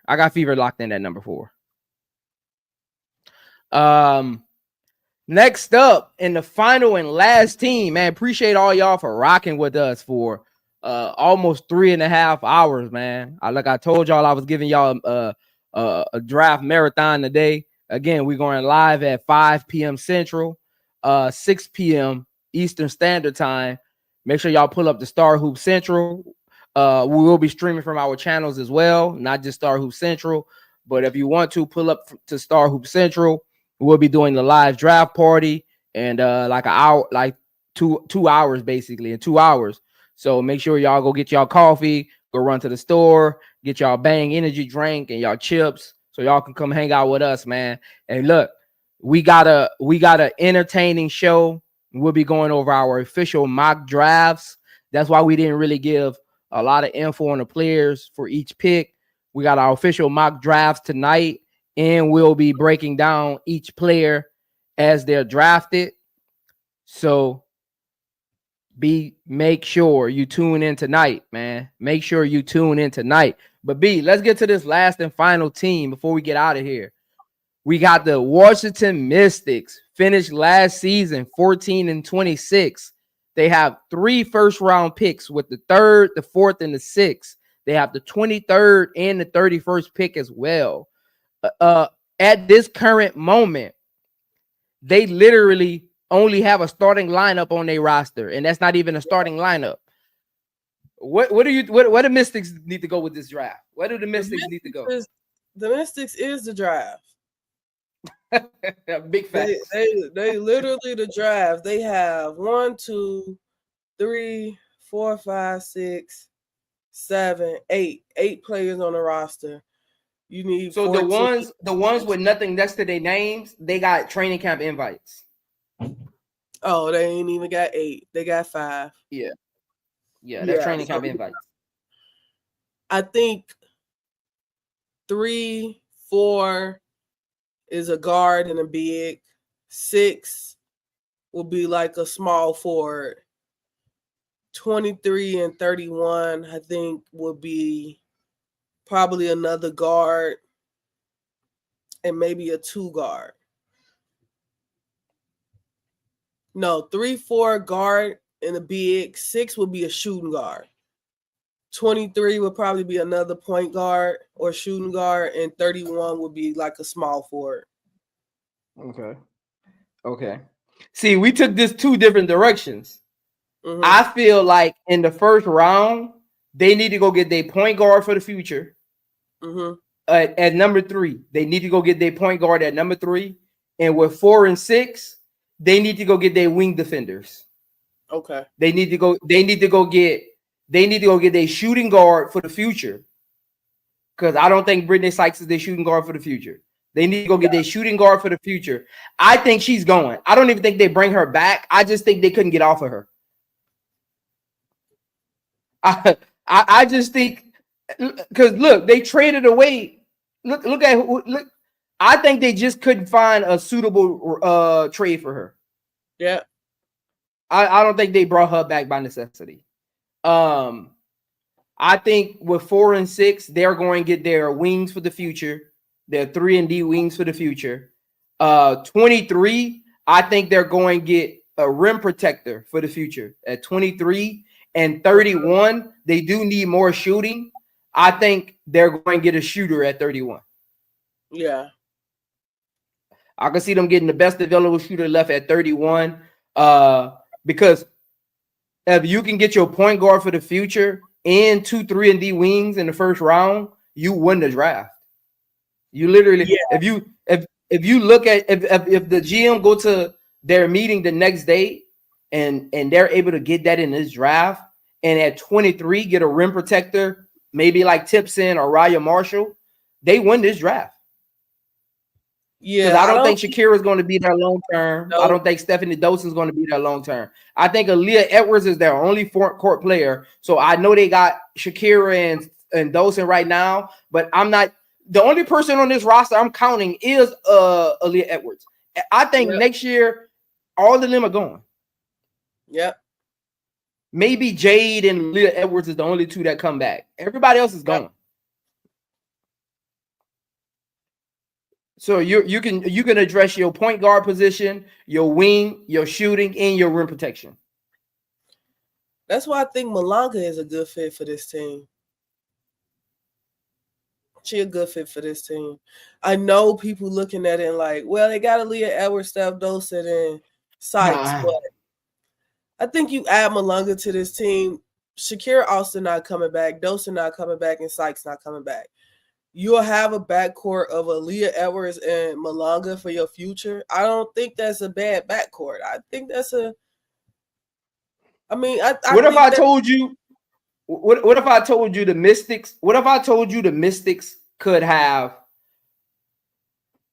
Aaliyah Edwards, Dominique Malanga, Cheyenne Sellers, and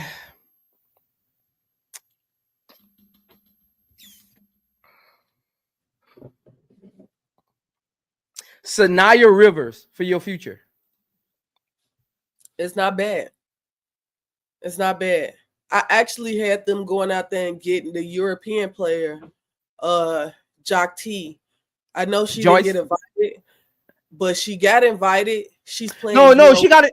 She got invited. Yeah, she turned it down. She got invited. Yeah. But I had her going to them as a shooting guard. She's a really good shooting guard. I was thinking about her.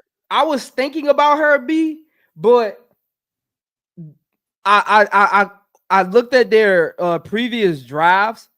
They ain't really a team that drafts a lot of foreign players. No. I was thinking about them though. I had her probably going to them at 6, but I just like Rivers to them at 6. So I got them Dominique Malonga at 3 if she doesn't go. If she does go, I got Citron going to them at 3. So I got them with Citron, Sellers, or it's either gonna be Citron or Dominique at 3, Sellers at 4, and I got them getting to Nia Rivers at 6. We similar. I had them getting Malonga, Sellers, and I had the European player going to them, Jock T at 6. But it's the same concept: a shooting guard, a point guard, and a big. Yeah. Because I was thinking about Tipson, like Tipson or Raya Marshall. One of them can fall, or even Sedona Prince. Yeah. Sedona Prince can go to them at 23. Yeah. You get all your perimeter players in the first round, and you get your shooter at 31, and you get your big at 23 to play alongside Aaliyah Edwards. So you can have. I got them being a better team than Phoenix. Hey, if they draft right, I got them. If they draft right, if they draft right, if they draft right, again, this team, they're drafting for the next 5 years. They're not drafting to make the playoffs next year or even a year after that. They're drafting for the next 5 years. They're drafting so because they'll have a high pick next year as well. They're drafting to build out probably for 2027, 2028 to start trying to make a playoff push. I think they're drafting to make a playoff push in 2027. For them to acquire that many first round picks, that lets you know they're in rebuild mode, and they just gonna kind of see what happens. Again, I don't think nobody on this roster gonna be there next year besides those rookies, Aaliyah Edwards and Melbourne. That's it. That's all that's gonna be on that roster. So where you got them finishing? I got Connecticut last. I got Phoenix second to last. The Valks may have a better record than them. I got them in the Valks battling for like the third worst team, depending on how they draft. But still, bringing in a lot of rookies can be difficult to get them up to speed, and that's where the Valks may have an advantage because they're just not a team full of rookies. So I probably put them third and put the Valks fourth. And then Dallas and LA battling for that 8th spot. Okay. I got them. I got them and Connecticut in the same boat. Yeah. 2-3 game difference. I think the Mystics will probably be the worst team in the league next year. Yeah. I think they'll probably be the worst team in the league next year. I'm gonna tell you this. Sykes will be traded before the All-Star break.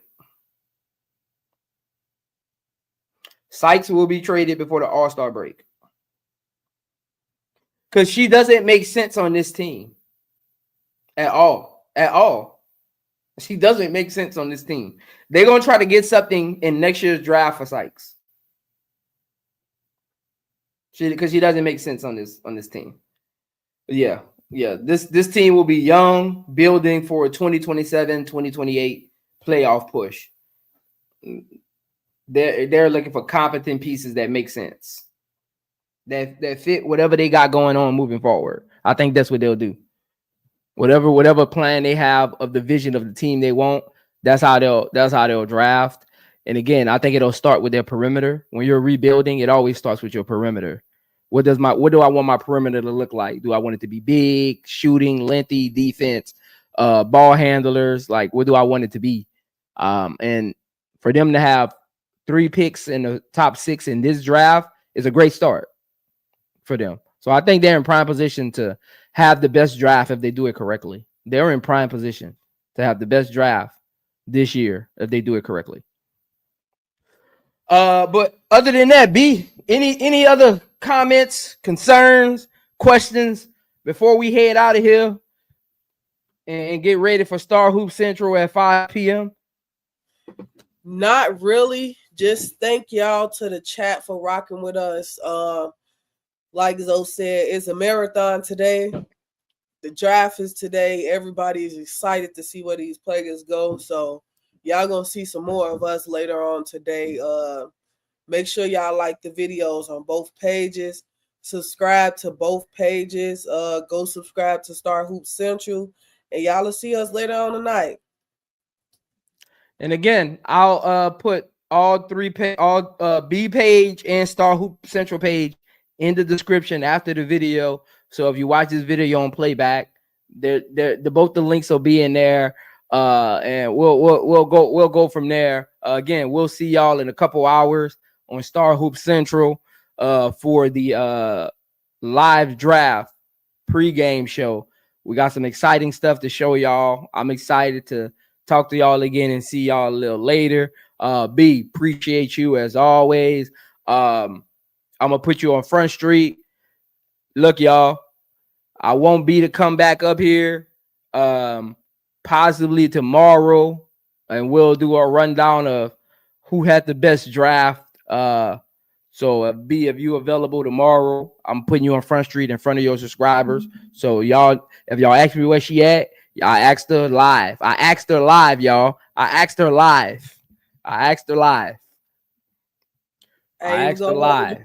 I got school tomorrow. But so look, I should be free after 3 tomorrow though. So y'all might see us after 3. We might have to make that work. Because I do want to finish out this draft with my girl B, man, because this is going to be a great show when people watch this back on how we broke this down and the information we gave y'all. So I do want to finish this show with my girl, this draft report with my girl B. So we might see y'all tomorrow after 3, man. We'll see. We'll see what that looks like. That might actually work for me. That way I ain't got to get up early. That might work for me. But again, appreciate you, B, for pulling up. Again, Star Hoop Central, 5 p.m. Y'all go get y'all coffee, y'all bang, y'all chips, y'all Mike and Ike's, y'all candy, whatever y'all got to get. Go take y'all a 2-hour cat nap, and we'll see y'all in a couple hours. I am Zoe Media, where the passion collide. Spotlight the hustle, bring the grind worldwide. From interviews to moves, the game's in my scope. Showcasing the greatness, inspiring hope. She cross up defender, step back, that's clean. Highlight moments, blowing up the whole scene. From buzzer beaters, the teamwork extreme. The beauty of the game, living out the dream. I break it all down, every pick, every roll. From the layups to the swishes, every hoop, every goal. Got the mic in my hand, got the stats in my soul. Women's basketball shining, that's the ultimate role. From legends of the past.